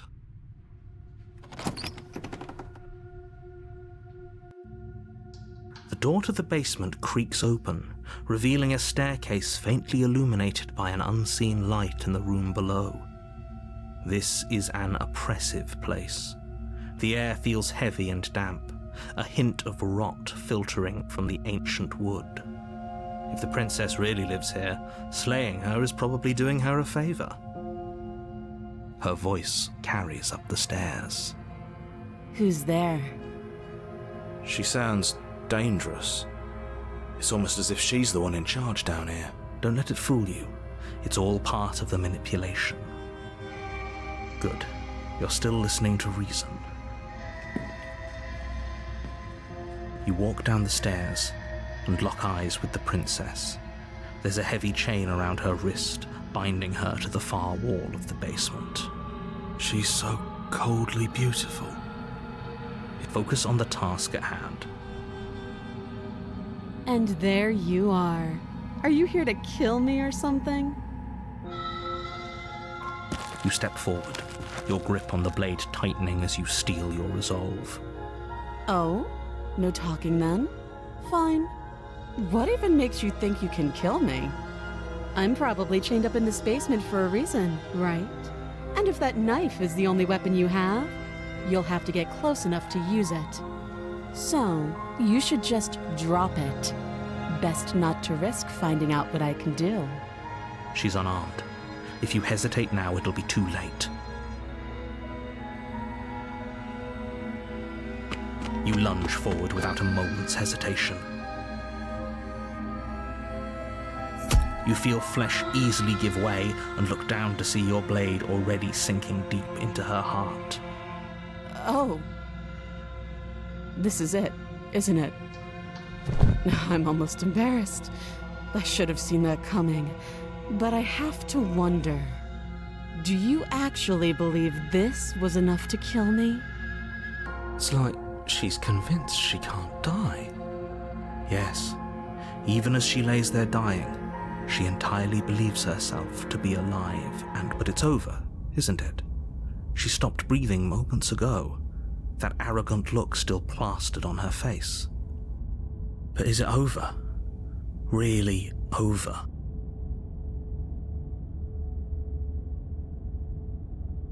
Yes, exactly. It's over. With your work done, you make your way back up the stairs, closing the door to the basement behind you. Why do I feel like we've done something terrible? You did kill someone. Greater good or not, something would be very wrong with you if you didn't feel at least a little bad. But it was for the greater good. One of these days that will sink in and help ease your guilty conscience. But that day isn't today. Let's just get out of here. You open the cabin door, ready to return to a world saved from certain doom. Only, a world saved from certain doom isn't what you find. Instead, what you find is nothing at all. Where a lush forest stood mere minutes ago, the only thing in front of you now is the vast emptiness of some place far away. What happened? Everyone is fine. It's just that you and the cabin are now far away from them. Don't worry. You'll be safe here. This is good. Everyone is happy. You'll be happy. What's done is done, and there's no going back now. This is what's best for everyone. Trust me. Time passes. You can't be sure if it's days or months or years or even decades. It's all a wonderful, boring blur. You've never been happier. Psst. Hey, we're not just going to stay here forever, right?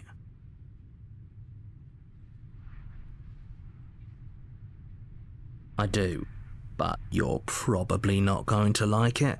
The blade. We can use the blade to get out of this. I can hear everything you say, little voice.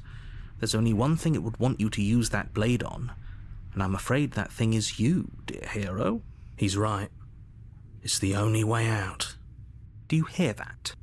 It wants to take this happiness away from you. It wants this wonderful place to end.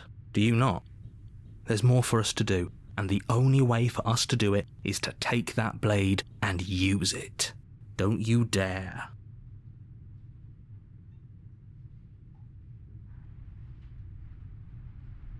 Thank you. I made this happy little place for you.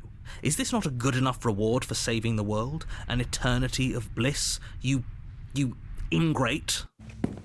Fine. Whatever. For the first time since time stopped meaning anything, you throw open the door to the basement and walk down the stairs. The princess's body is dust and bones, though the blade you used to slay her is still as pristine as the day you first held it.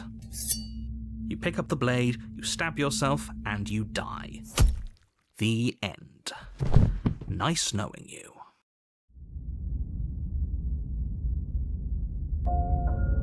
You're on a path in the woods, and at the end of that path is a cabin. And in the basement of that cabin is a princess. You're here to slay her. If you don't, it will be the end of the world. I can assure you that you're not dead. And to answer your second question, you're here to slay the princess. I literally told you that a second ago. If he doesn't remember what happened, then maybe it's best to keep it that way. That's fine. It wasn't very hard to kill her last time. We'll just do it again. Well, if for whatever reason you're going to insist that this has happened before, at least your heart's in the right place.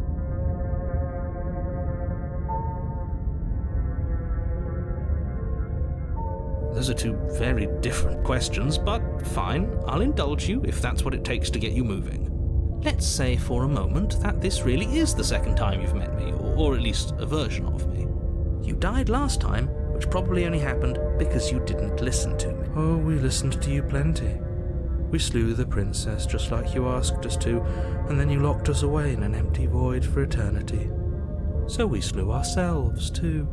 Well, if you killed yourself, then you weren't listening to me, because I would never want you to do that. Believe it or not, I care about you. And I believe your other question was something along the lines of, oh, what's the point of doing anything?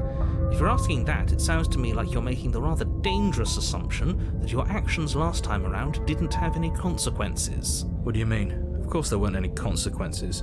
We slew the princess, the world outside the cabin disappeared, we died, and now everyone's right back where they started.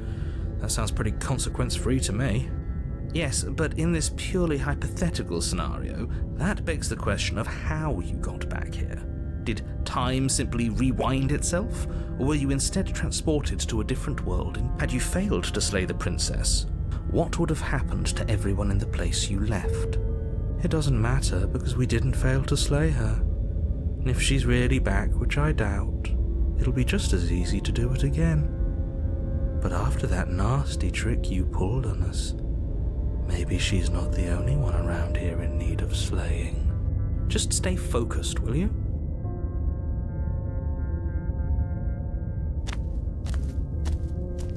A warning. She will lie. She won't be a problem.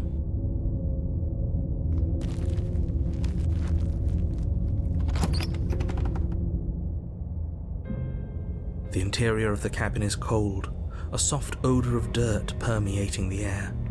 Cobwebs flutter in the corners. You can hear wind whistling outside, banging the shutters against the windows. The only furniture of note is an elegant antique table with a pristine blade perched on the edge. The blade is your implement. You'll need it if you want to do this right. It feels like no one's been here for a long, long time. Like I've been saying, she's dead. We killed her already.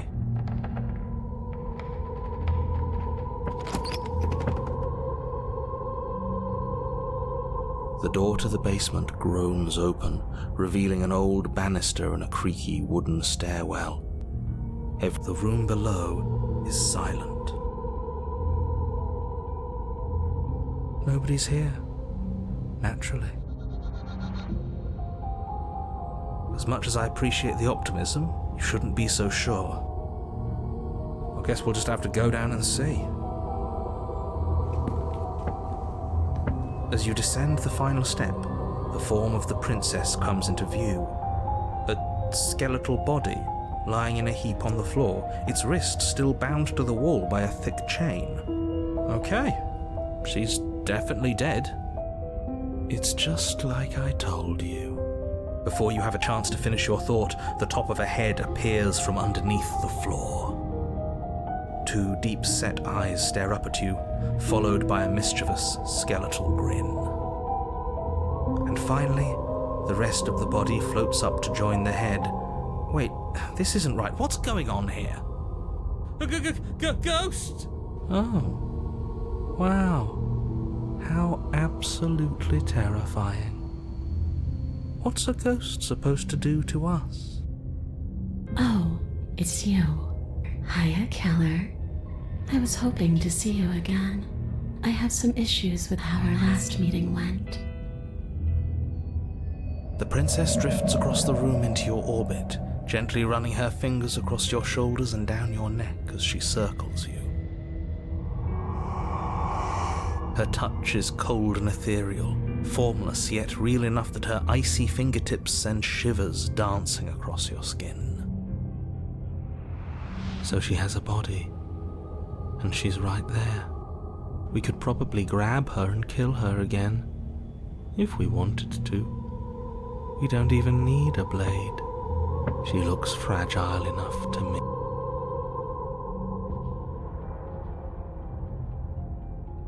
I see you don't have that annoying knife anymore. So, does that mean you regret what you've done? Are you here to apologize and make nice? Beg for absolution, maybe? Because I might be interested in seeing a little begging.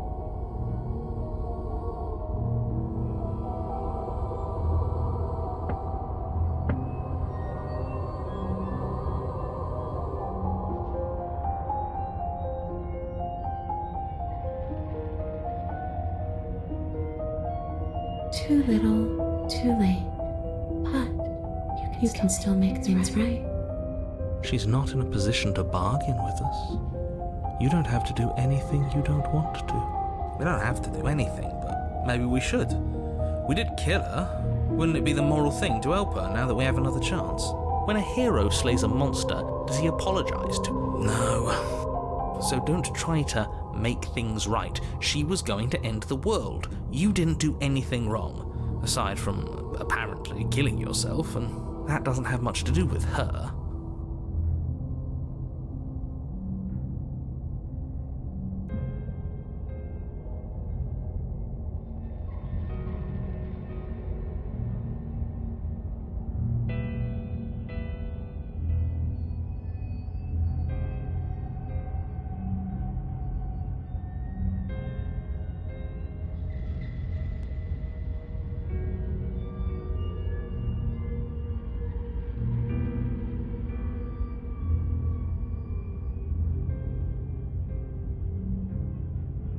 You poor thing. That must have been so frightening for you. You know, after everything we've been through, it's nice to see someone finally sympathising with us. This whole thing's been an ordeal, hasn't it? She doesn't mean it. It serves you right. I was pretty scared too, when you stood there not saying a word with a knife clenched in your fist. But now you know how bad it hurts to get stabbed in the chest. It sounds like you got exactly what you were owed.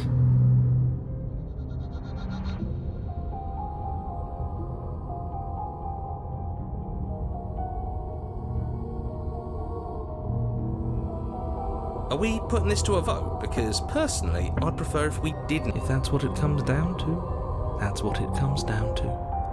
But I don't see... Oh, that's sweet of you to offer. But killing yourself wouldn't help either of us. It would seem that everyone here is in agreement except for you. I shouldn't have to tell you that you shouldn't kill yourself. So please, try to keep your suicidal tendencies in check. I just want to go home. And just where is home, I wonder? I don't know where home is. I just know it isn't here. But I can feel it calling to me from someplace far away. Wherever I'm supposed to be, it's out there. How specific. And how convenient for her. You see what she's doing, right? She's suggesting that the only way you can rid yourself of her would be to let her out, which, in case you haven't been listening...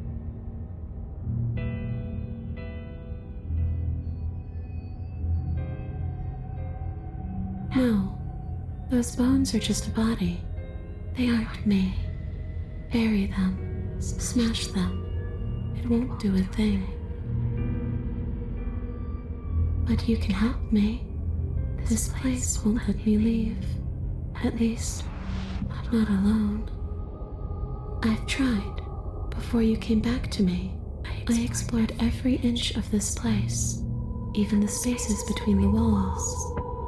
But I never found a way out. I always wound up right back here. Maybe we should just leave. If she can't get out on her own, then why do we have to do anything? We could probably walk out right now and everything will be fine. Hasn't got out and can't get out are two very different things. It'd be dull anyway. It's more interesting if we make a choice. But you can come and go as you please, can't you? So, let me hitch a ride.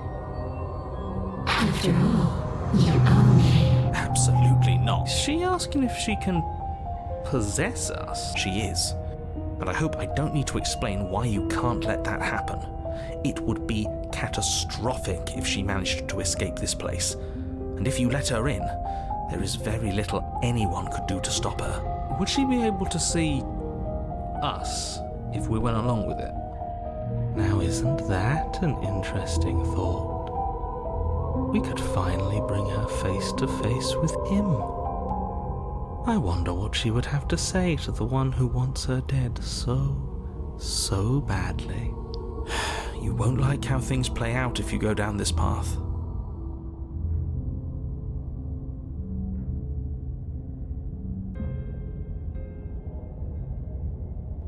The princess swims through the air in front of you, pausing for a brief moment as her dark-rimmed eyes stare deeply into yours. There's a hunger in her gaze. You're really trying to make it up to me, aren't you? Thanks for being a pal, killer. I mean it. What are you doing? Don't just let her in. How many times do I have to tell you? See you soon. She rushes forward and then she's gone. A sharp chill spreads across your body.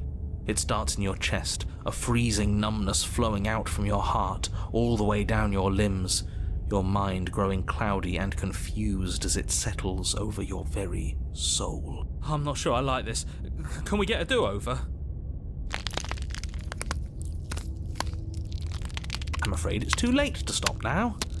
The numbness gives way to a stabbing pain, your muscles twitching and convulsing violently, each involuntary movement causing more waves of agony to ripple across your body. You collapse to the floor, and everything goes dark. Come on, you've got to get up.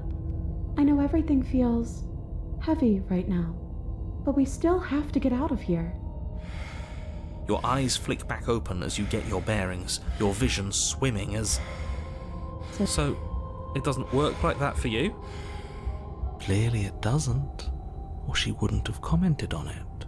All these shards of broken glass on the floor, are they also supposed to be you? Hey, I'm not a shard of broken glass, I'm... It's okay. You can finish your thought. I'm a voice? I'm me is what I am. Who cares what we are? We exist. That's all that matters. You don't have to fight. We'll all be out of here soon. No, it matters. What we are matters. If I'm a shard of broken glass, then that raises some questions about certain other voices in here too. I'm clearly the same thing you are. They're not listening to me. Do they not listen to you either? No, I'm not talking about you. I'm talking about him. You don't need to know what I am. You just need to know that I'm different from you. More important. So, you're the one who pulled the strings and made me dead. I can tell you don't belong here. You're barely even there. Like the shape of something left behind. You're more of a memory than a person. That's rude. You're kind of like me, actually. I'm just going to ignore her. You push yourself off the ground. The princess is nowhere to be seen. Obviously she's nowhere to be seen. Because I'm in here with all of you. Everybody knows that. I'm setting the stage. The room is empty because you made a spiteful, idiotic, and all-round foolish decision. You don't have to let him get to you. You're better than that. You're starting to make things right.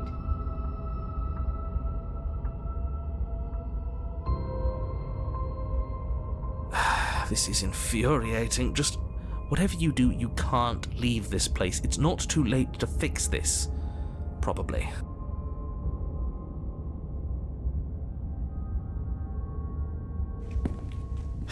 Your legs, weary with the weight of the princess's spectral form and clumsy with the cold that still pervades them, stumble towards the stairs.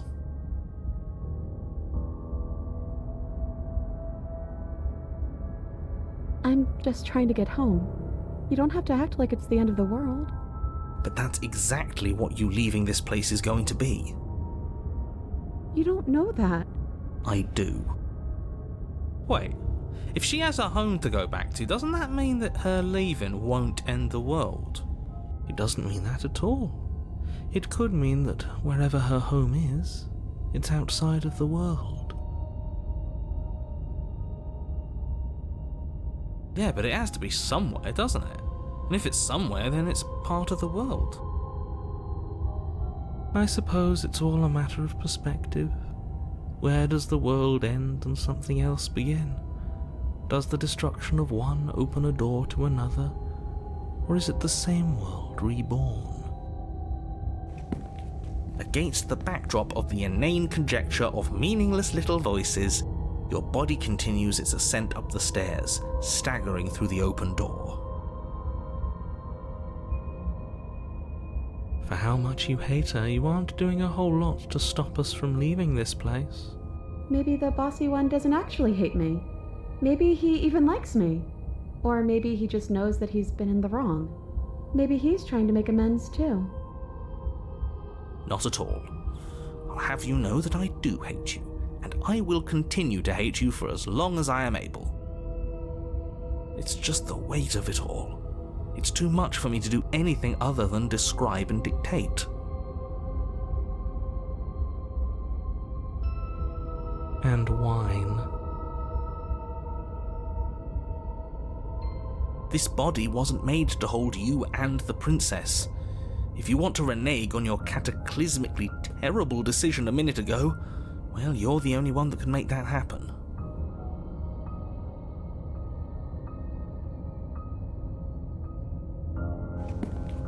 You continue slowly to the door, your feet like lead dragging across the floorboards, growing heavier with each step.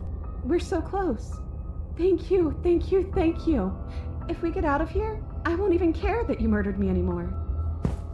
You lift your shaking hand and rest it on the door handle, but you pause before you open it, exhaustion sapping what's left of your will. Was exhaustion really the best you could muster up?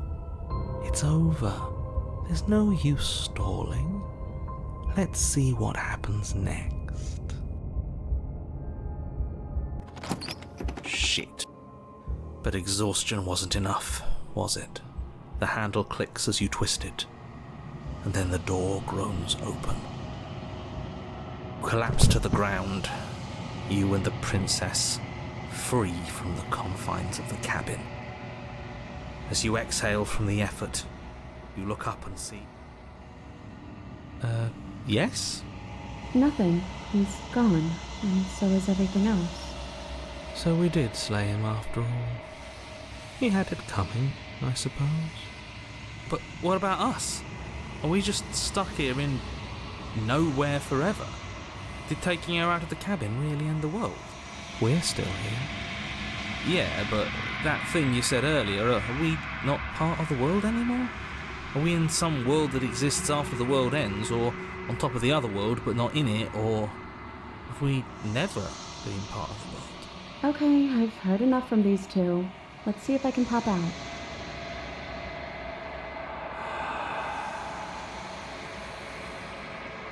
I'm out. You actually freed me, didn't you? I'm outside. Thanks for giving me a second chance, Phil. Don't mention it. I think this is where I'm meant to be.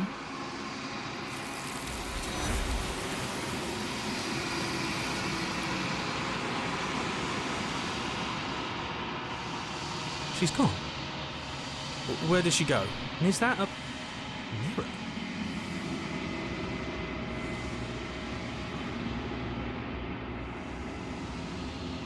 But it feels so bad. Like looking into it right now is going to be the end of everything. You don't need to comfort him. Okay. If you say so, we'll trust you. Whatever makes you happy.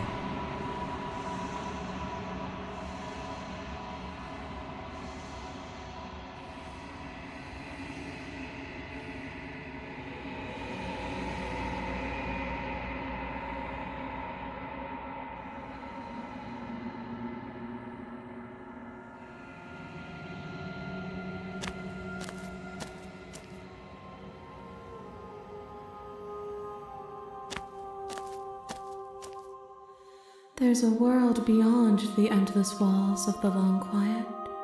We're supposed to be there. Do you know what we'll find out there?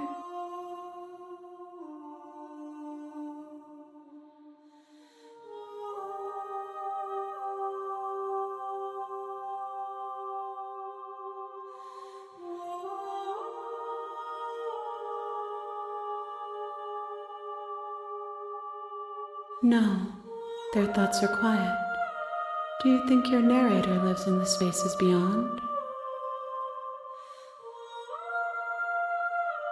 I am on the cusp of my awakening. Perhaps you are on the cusp of yours.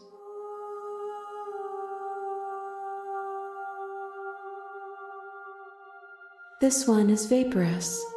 She is a dream of a life she could never have. But that longing has given her so much capacity for kindness. She will make for a yearning heart. Do not mourn her. She will finally be able to hold what she never knew. The next time I see you, each of us will finally know what we are. I will be here, waiting for you.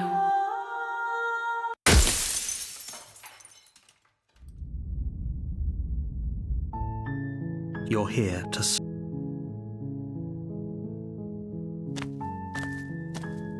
You make your way up the short path to the cabin. You'll find the princess within. We're not going to go through with this, right? She's a princess. We're supposed to save Ignore him. He doesn't...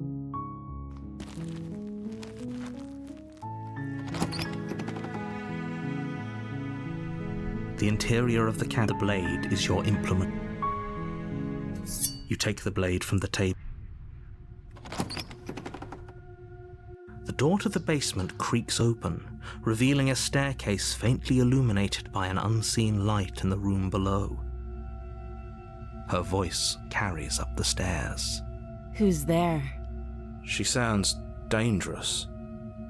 Don't let it fool you. It's all part of the manipulation.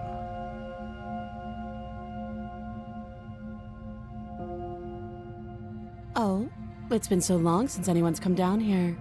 I was starting to think they'd forgotten about me. You walk down the stairs and lock eyes with the princess. There's a heavy chain around her wrist, binding her to the far wall of the basement. She's so coldly beautiful. Is she really a threat to the world? Focus on the task at hand. And there you are. Are you here to kill me or something?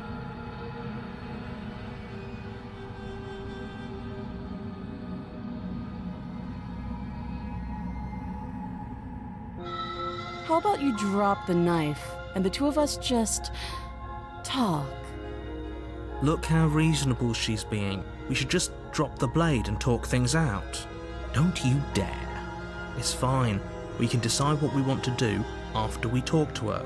Maybe she really is a monster. But killing someone in cold blood isn't very becoming of us. The blade tumbles out of your trembling hands and drops to the floor with an unceremonious clang. Thank you.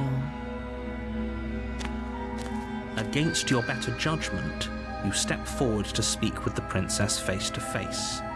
Unarmed. We'll be fine. I don't know what you're hoping to accomplish here, but I can assure you there's no reasoning with her. So here we are. What an awkward start to a relationship.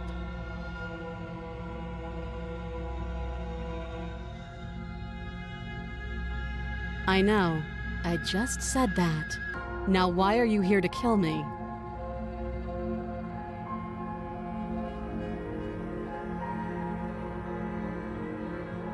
Believe me. And do you think asking me what to believe is going to suddenly make everything crystal clear? Let's not pretend that's going to happen. As far as you're concerned, and as far as they're concerned, I'm going to say whatever I have to get out of here. That's just the... You can't. Don't bother. I'm guessing you don't have the key then.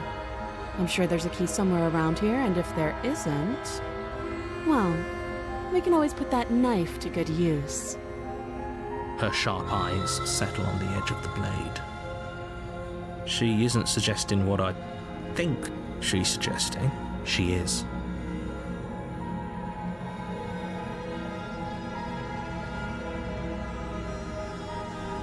Oh, have you decided what to do with me? You know why you're here.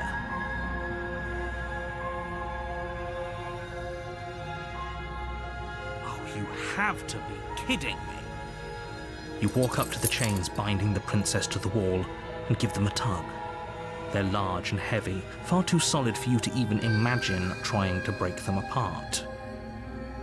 If you don't have the key, maybe you should go looking for it. I'm sure it's... Doubtful. Whoever locked the princess away down here intended for her to never see the light of day. That would be fine. I can lose an arm. She speaks with almost complete nonchalance. If we were stuck down here for long enough, I'm sure we'd be nonchalant about cutting our way out. Anything to finally be... You attempt to make your way out of the basement, but the door at the top of the stairs slams shut. Is someone else here? Your shouts and pleas are met with silence. You're here to slay the princess, and you won't leave until the task is done. You try the door, but it's locked from the outside. I'll repeat myself once again. You're here to slay the princess, and you won't leave until the task is done. You make your way back to the bottom of the stairs. This would have been so much easier if you'd simply slain her like you were so... Easier for whom? Easier for everyone. I heard the door slam. They locked you down here too, didn't they? The knife. Pick it up and cut me out of here. You won't like what happens if you do that. Against your better judgment, you place the blade against the princess's arm, just above the massive, unyielding chain. You cut into her flesh. The blade is sharp, and you make quick work of it, but she didn't so much as utter a sound. Free from her bindings, the princess turns to face you, her fierce gaze meeting your eye. How is she so composed after losing an arm? It's like she isn't even bothered by it. Thank you. Now let's get out of here. No, we won't have any of that. The stake as the princess approaches the bottom. Wait, this isn't fair. You can't just do that. Watch me. Stop that. I thought this was a little too easy. Your body lunges forward to sink the blade into her back, but the princess swiftly moves out of the way before you can connect. Stop it. Stop resisting me. I am trying to get you out of here alive.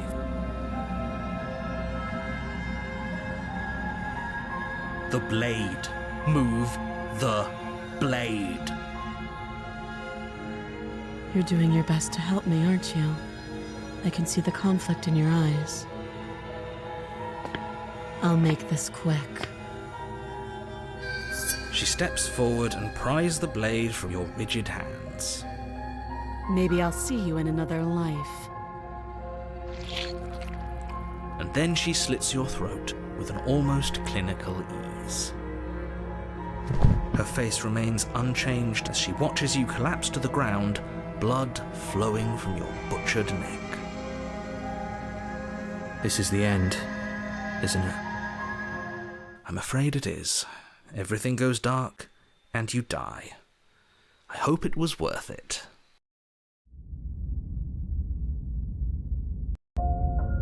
You're on a path in the woods. You're here to slay her.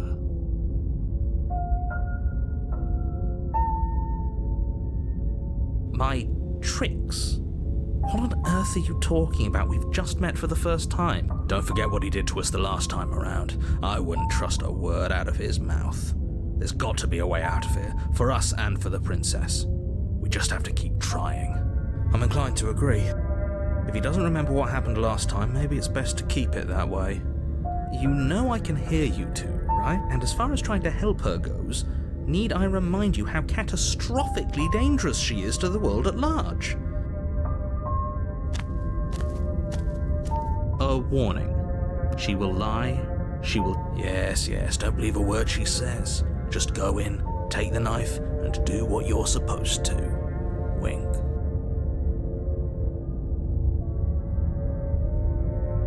Did you just say wink out loud? No, I didn't. Wink. Just ignore this clown and focus on the princess.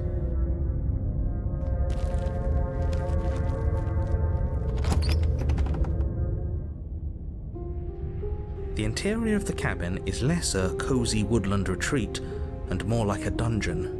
A few pathetic wisps of starlight attempt to illuminate the cold, uninviting stone walls, and thick, wrought iron bars barricade the windows, reminding anyone who enters that this is a prison. The only furniture of note is an iron table, bolted to the floor, a pristine blade perched on its edge. The blade is your implement. You'll need it if you want to do this right.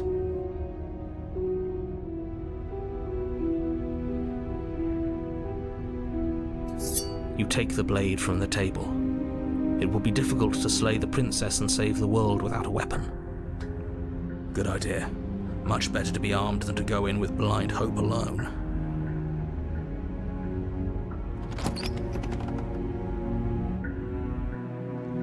The door to the basement creaks open, revealing an old stone staircase. A few sputtering torches attempt to vaguely illuminate your path, dancing across glimmering patches of slimy moss on the stone steps. If the princess lives here, slaying her would probably be doing her a favor. Her voice, harsh but controlled, carries up the stairs. Is that a visitor I hear?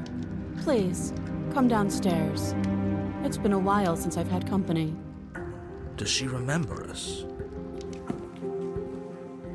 You walk down the stairs and lock eyes with the princess.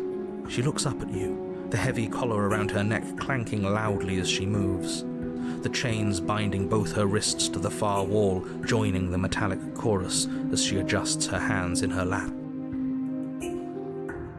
Should we be worried about the one around her neck? Why would you be worried about her restraints? If anything, they'll make your job easier. Have you noticed the empty chain on the wall? Odd that in a place where everything seems to serve a distinct purpose, there would be something so obviously useless. What an interesting development. Why don't you have a seat? The two of us should chat before you bury that thing in my heart.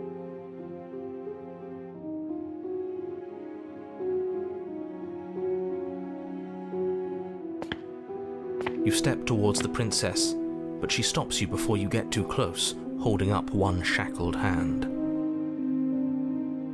There's fine. I'd prefer we keep some distance until we've sorted this out. That's reasonable. We do have a weapon. Might as well put her at ease. You do as she asks and sit on the floor, still a good distance away from her. Thank you. Now, what are your intentions for me?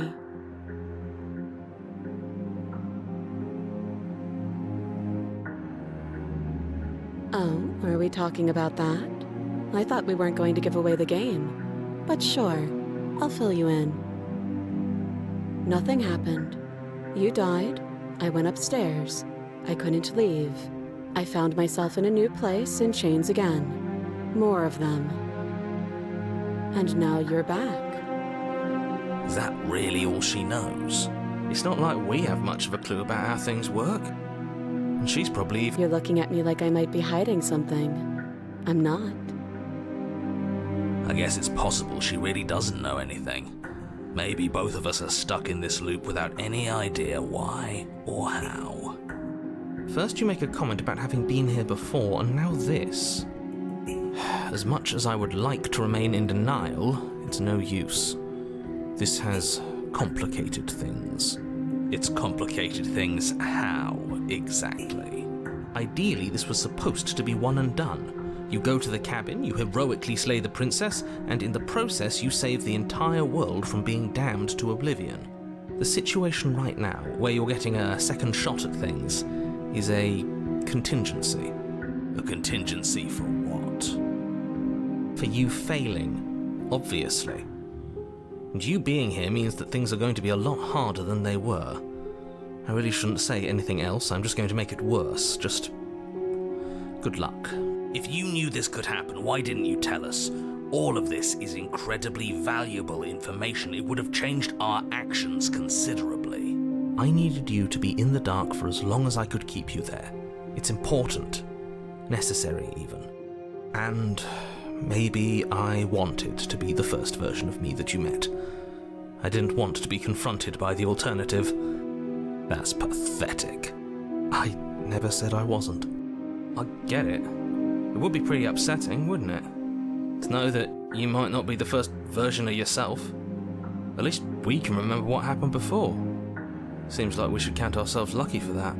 Exactly, he gets it. You're lucky, so don't waste that luck by messing it up again. Alright? Moving on. Why is it important for us to be ignorant? How is it ever helpful to be in the dark? The more I say, the more your mind will swim into dangerous waters. Even saying that is too much. Your success hinges on you having imperfect information. For the sake of the entire world, you need to accept that. I won't. Just give it a rest, this isn't helping. Focus. This is a serious situation. You shouldn't be daydreaming.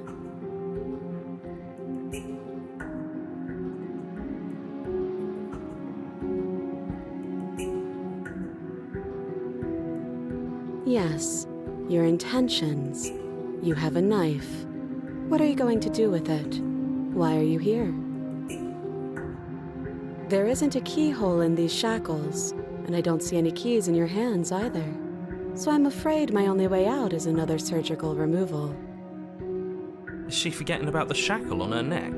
Or does she think she'd survive a beheading? You're right. Maybe she's delusional. All the more reason not to trust her. Unless she really could survive. Though I suppose you could just be here to kill me. But I don't think that's in either of our best interests.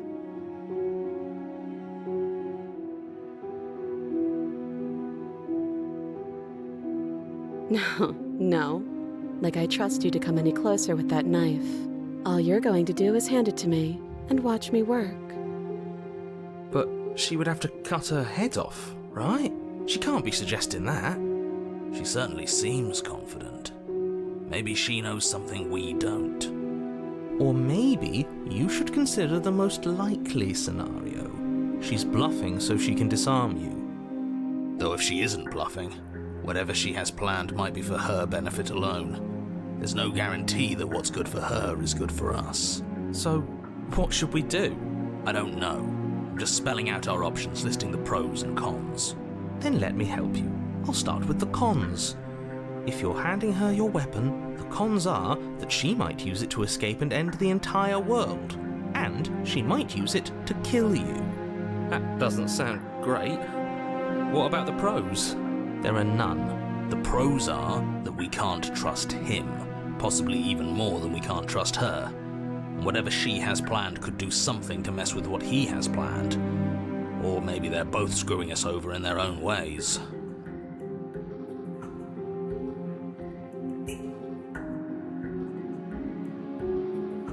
Slide it over. No, absolutely not. I am not letting you. You tried this last time. Do you want to know how it went for you? Oh, I remember. She killed us, which, by your estimation, ended the world, right? Oh, or he tried to take over. Exactly. If I were you, I wouldn't be too keen on repeating your mistake. Hell, we could even force your hand and do it ourselves. I'm not afraid of dying again. Are you? A little. I think you got your point across. Fine. You slide the blade across the floor.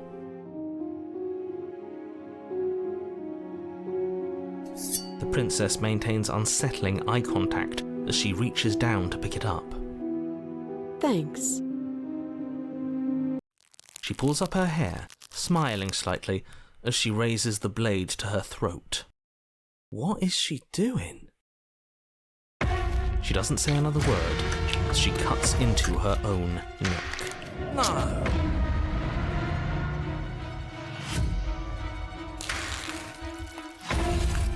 Her eyes stare forward, unblinking, as she soars through skin, vein. I'll be damned. Actually doing your job for you. How does she do that? Huh. So that's her play. Killing herself? She isn't dead yet. Finally, you hear a snap. Her eye twitches. There's an uneasy silence. She remains motionless for a long moment, her twitching eye the only movement in the room, until at last it stops in an unsettling half-wink.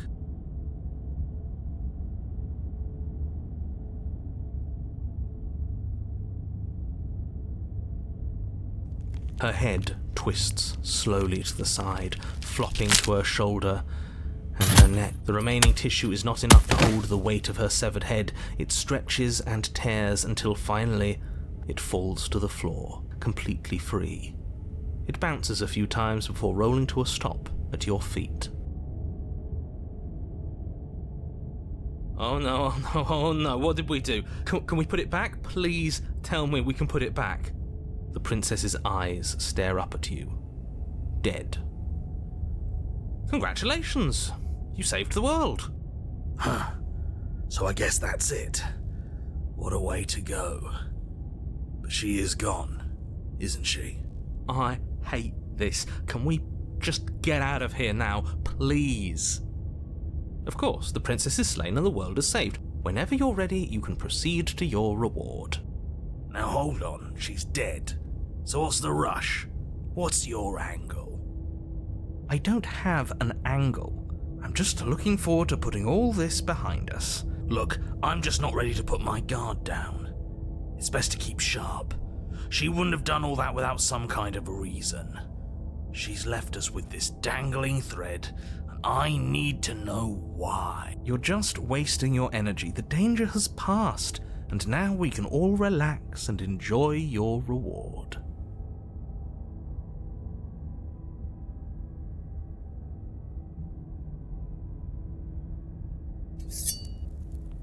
Ugh, fine. You pick up the princess's severed head, its neck stump still oozing bodily fluids. Then make your way back upstairs to the first floor of the cabin. Did you see that? I could have sworn she moved. She didn't. She's dead. But what if she's not? Are you listening to yourself? Do I need to explain to you why decapitation is lethal? The door to your bountiful reward is right in front of you. All you have to do is open it. You open the cabin door, ready to return to a world saved from certain doom. Only, a world saved from certain doom isn't what you find.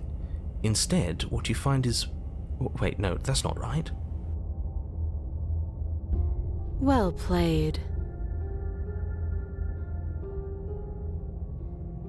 This is the end of the world, isn't it? I always thought I'd at least have time to explain myself before I had to watch it happen. It's already... over? Is he gone?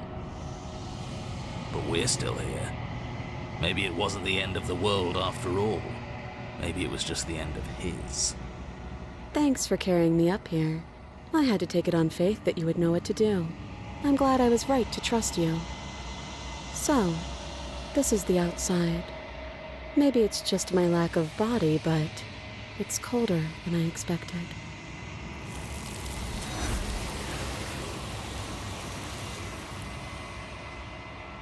She's gone. Where did she go? Is that a...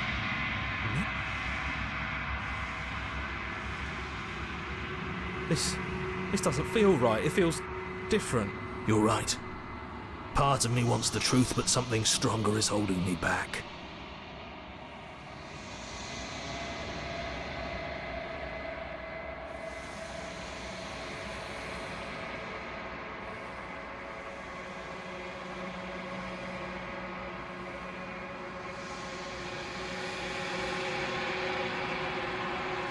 I think you know what I am.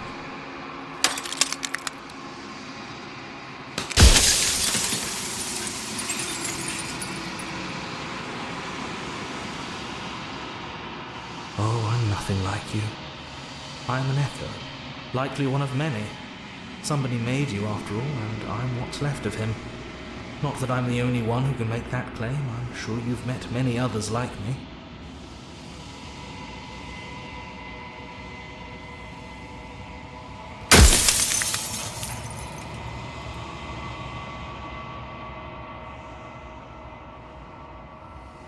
The narrator. Yes, I suppose that's my job, isn't it? You needed help after all, an objective voice to guide your blade. But you were never supposed to see me. I wonder how many worlds you've damned to extinction to fall this far.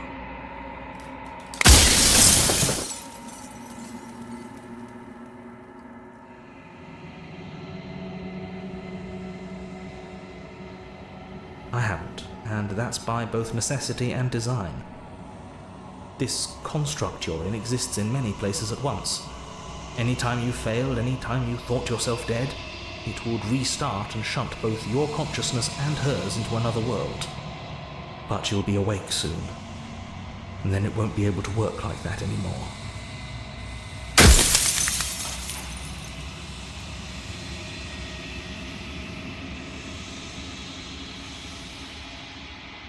Any other version of me you talked to was just that, a version of me.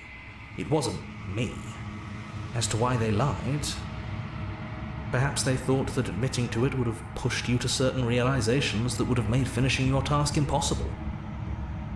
I'm sure many of them were convinced that they had to be the first version of them you'd encountered. Anything else would have been too existentially unpleasant. For all I know, each of those other versions of me could have had entirely different understandings of how this construct works. Who's to say which of them are right and which of them are wrong, really? Except for me. I can tell you for a fact that I'm right.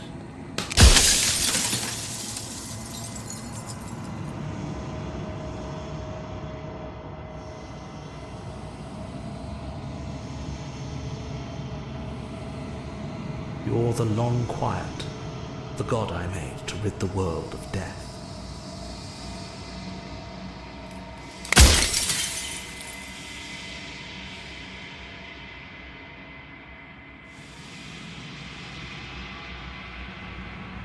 By slaying the princess, once she's gone, everyone will get to exist exactly as they are.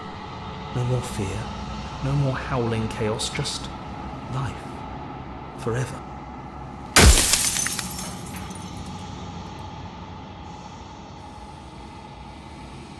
I do. The people out there are real. No matter what you do to them, no matter what you enable, I want you to remember that.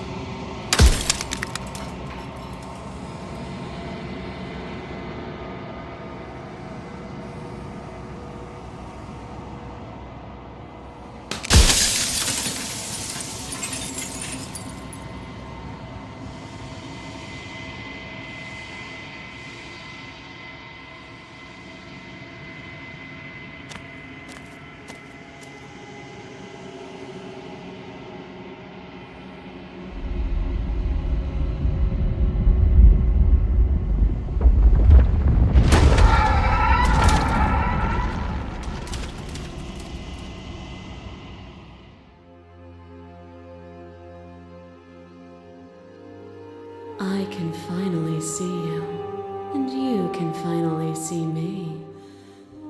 It's been so long, and my heart has ached for this moment. I've missed you dearly.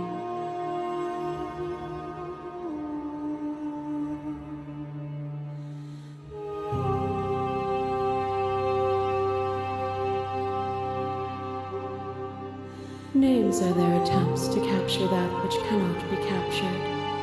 They call me the shifting mound, a pale imitation of what I actually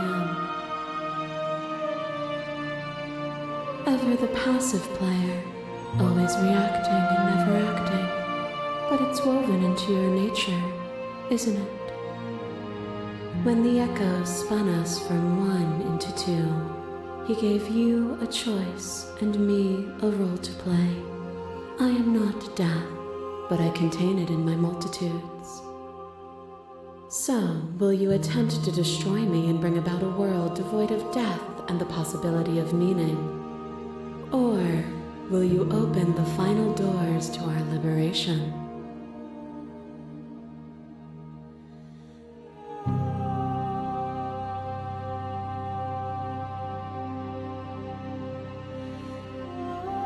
Of course I have a say in all of this. You and I share reflections of each other's burdens, just as you and I share reflections of each other's gifts.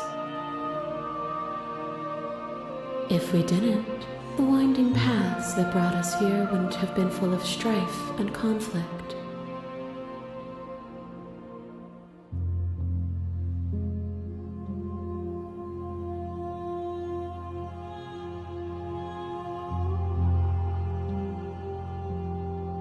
If you're saying that, it's because you don't yet understand. But we cannot use words alone to grasp at things that words cannot express. And you cannot rationalize with logic that which defies it. Violence and passion are dances that both of us know well. If this is what it takes to enlighten you, then so be it. To question everything is to deny the truth in front of you. To live alone within the caverns of your mind is to trap yourself in them forever. But you found me, and we chose to trust each other for no reason than the sake of believing in something that wasn't us. Shared skepticism blossomed into freedom, but we needed to walk a path together to bloom. Would you stop our journey now that you've seen its beginning? What of those in the worlds beyond? Would you erase their paths to stop them from going astray?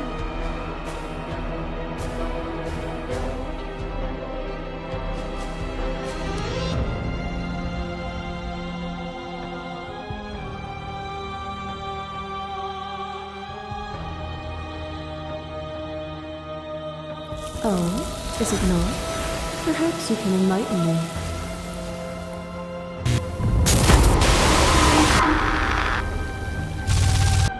A shiver passes through you as unseen fingers dance across your skin. They remember the violence you inflicted on them, and yet they don't return it. I offer you absolution, and you take my hand in yours. You felt the pain you caused another, and you were willing to sacrifice everything you thought was used to set me free. Without sin, there is no redemption.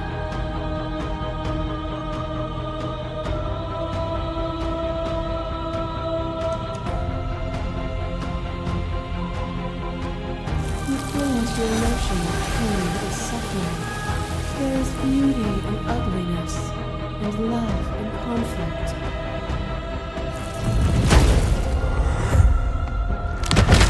Masses mob you. There is no beginning to them, and there is no end. And there is no end. There is only the flood of bodies. There is only the flood of bodies. In every moment you hold every possible sensation at once. And then you hold them all again. Sensation at once.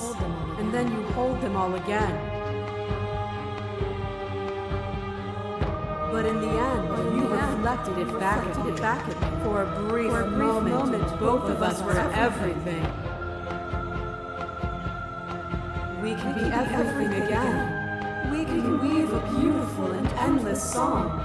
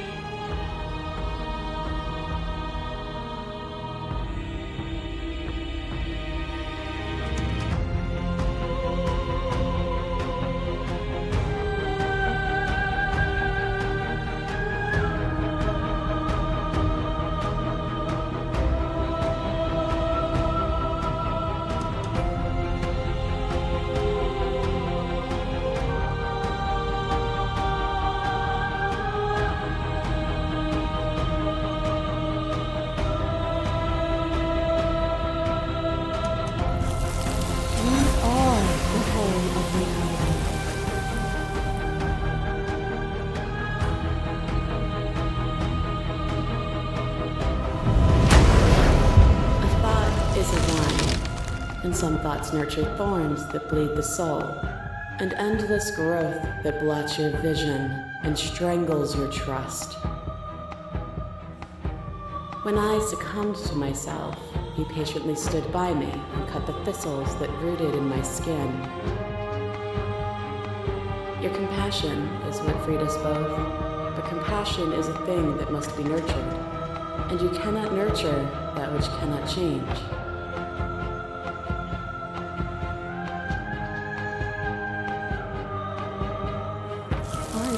The same.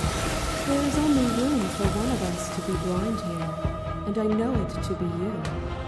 We are each other's mirrors, and are we not divine?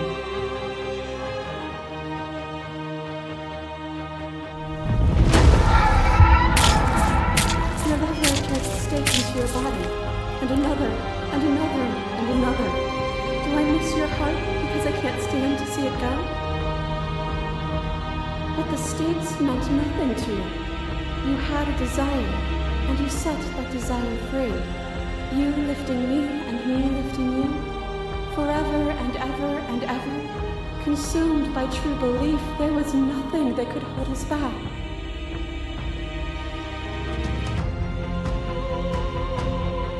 Why would I stoop to your level when I'm offering you ascension to mine? It's so peaceful here, beautiful, eternal, but ever-changing.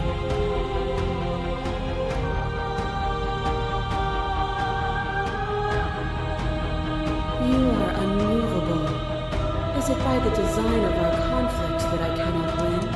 Or are you just that fervent in how you cling to delusion? Nothing is immutable. Everything that is exists only in relation to everything it isn't. There is no constant. There is no center. Open your eyes and accept what we are. We can leave this prison together.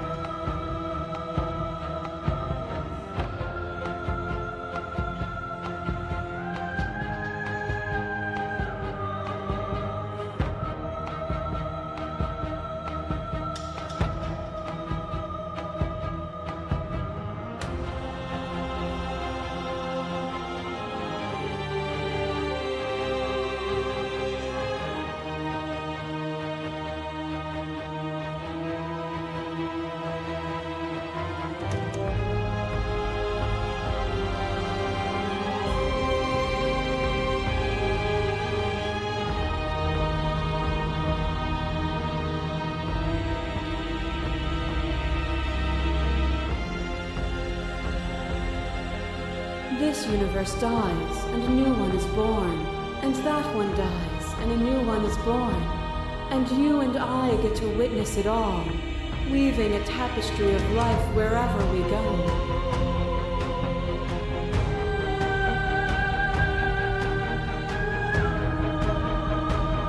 It is from my vantage point that I can see the totality of truth.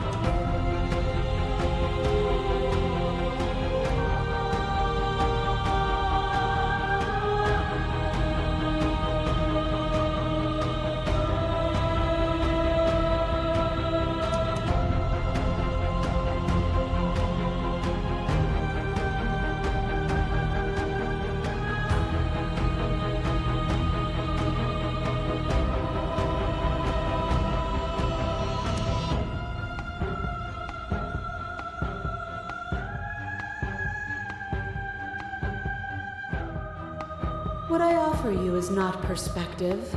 It is truth. Whatever you're trying to do right now, you don't have to do it alone. I'm all of them, I assume in the same way that you're all of you. It's good to be here. Seems like you've been doing all right on your own, but she's too many things at once out here. If you want to get through to her, you need some way to get past all that divine confidence. There's still a piece of me nestled close to where it all began. I can take you there. I can take you to... It's time to resume our dance. She's relentless, isn't she? Let's make this quick. Are you ready? Then let's go.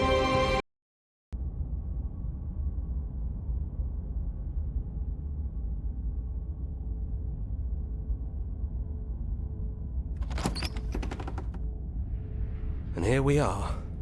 I'd say we were back where it all started, but I guess it's a little after that, isn't it? Do you need me to describe things?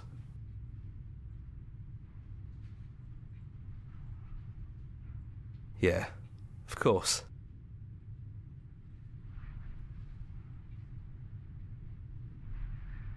The interior of the cabin is, well, it's a cabin, yeah? There isn't much here, just a table and a knife and a door. And some windows. There's no mirror, either. I think you broke it. And I know you're still trying to find some middle ground, but if things go south, we're going to need that blade.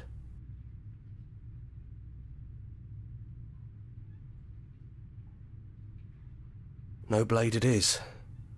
I'm not sure what we'll be able to do without it, but your judgment has gotten us this far.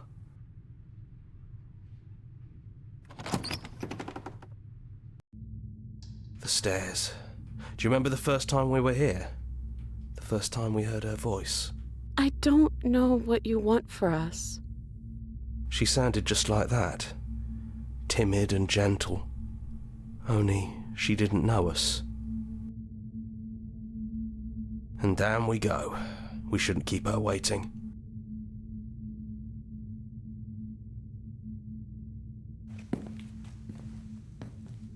There you are. You look just like you did when we first met. Let's talk for a bit. Maybe we can figure this out.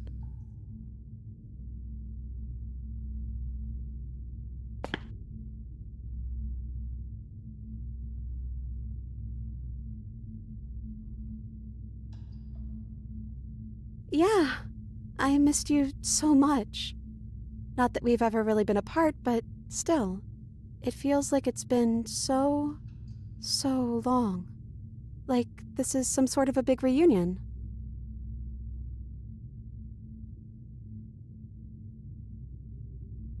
You are so sweet, but the first time we met, you tried to rescue me, and I stabbed you like 50 times in the chest.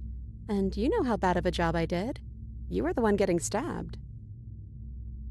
I mean, yes, you were possessed by that freaky voice living in your head, but I also could have maybe tried doing anything else before deciding to kill you. Anyways, I'm also sorry. We both let things get a little out of hand, but we don't have to let that stop us from being who we want to be. You know, when she puts it like that...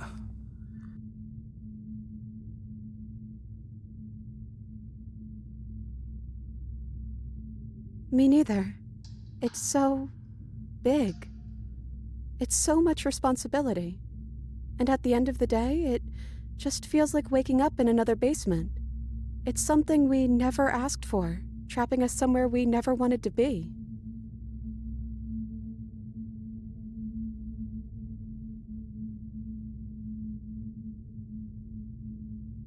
I am she as much as she is me. And all of us are both everything and also not everything. I had you there for a second, didn't I? I think I'm different from her, and I'm happy I'm different. I think being her would mean I'd lose a lot of myself along the way. I think I'd have to lose the parts of you that matter to me. I'm the princess. The one you've been spending all this time with. I know I've changed a few times, but so have you. And you're still real to me.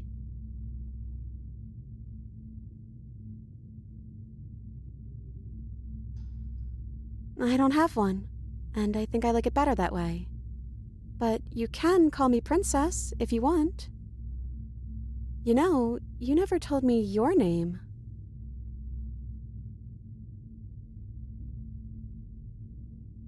Then I guess I'll call you Quiet. Not hero? Oh well, quiet will do. That's always been us, hasn't it?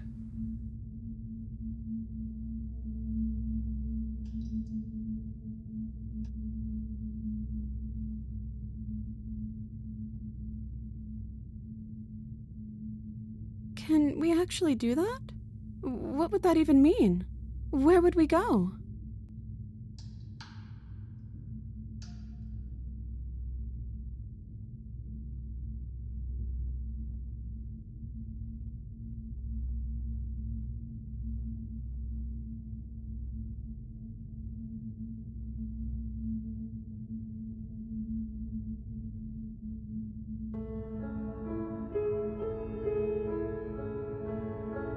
I want that too. I think I'm gonna stay right here. Whatever you're doing right now, wherever you're going, it feels like it's for just the two of you.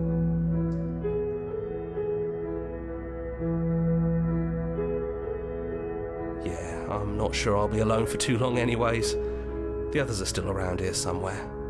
I'll find them.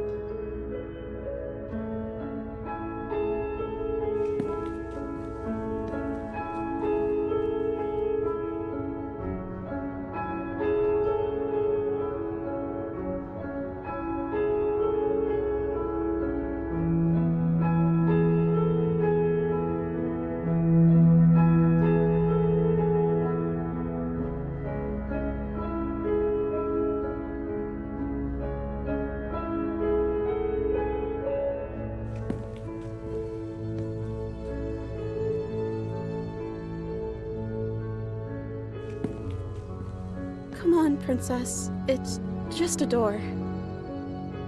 Sorry, I'm just a little nervous. This is really it.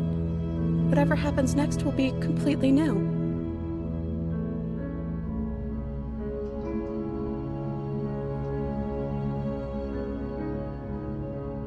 I love you too.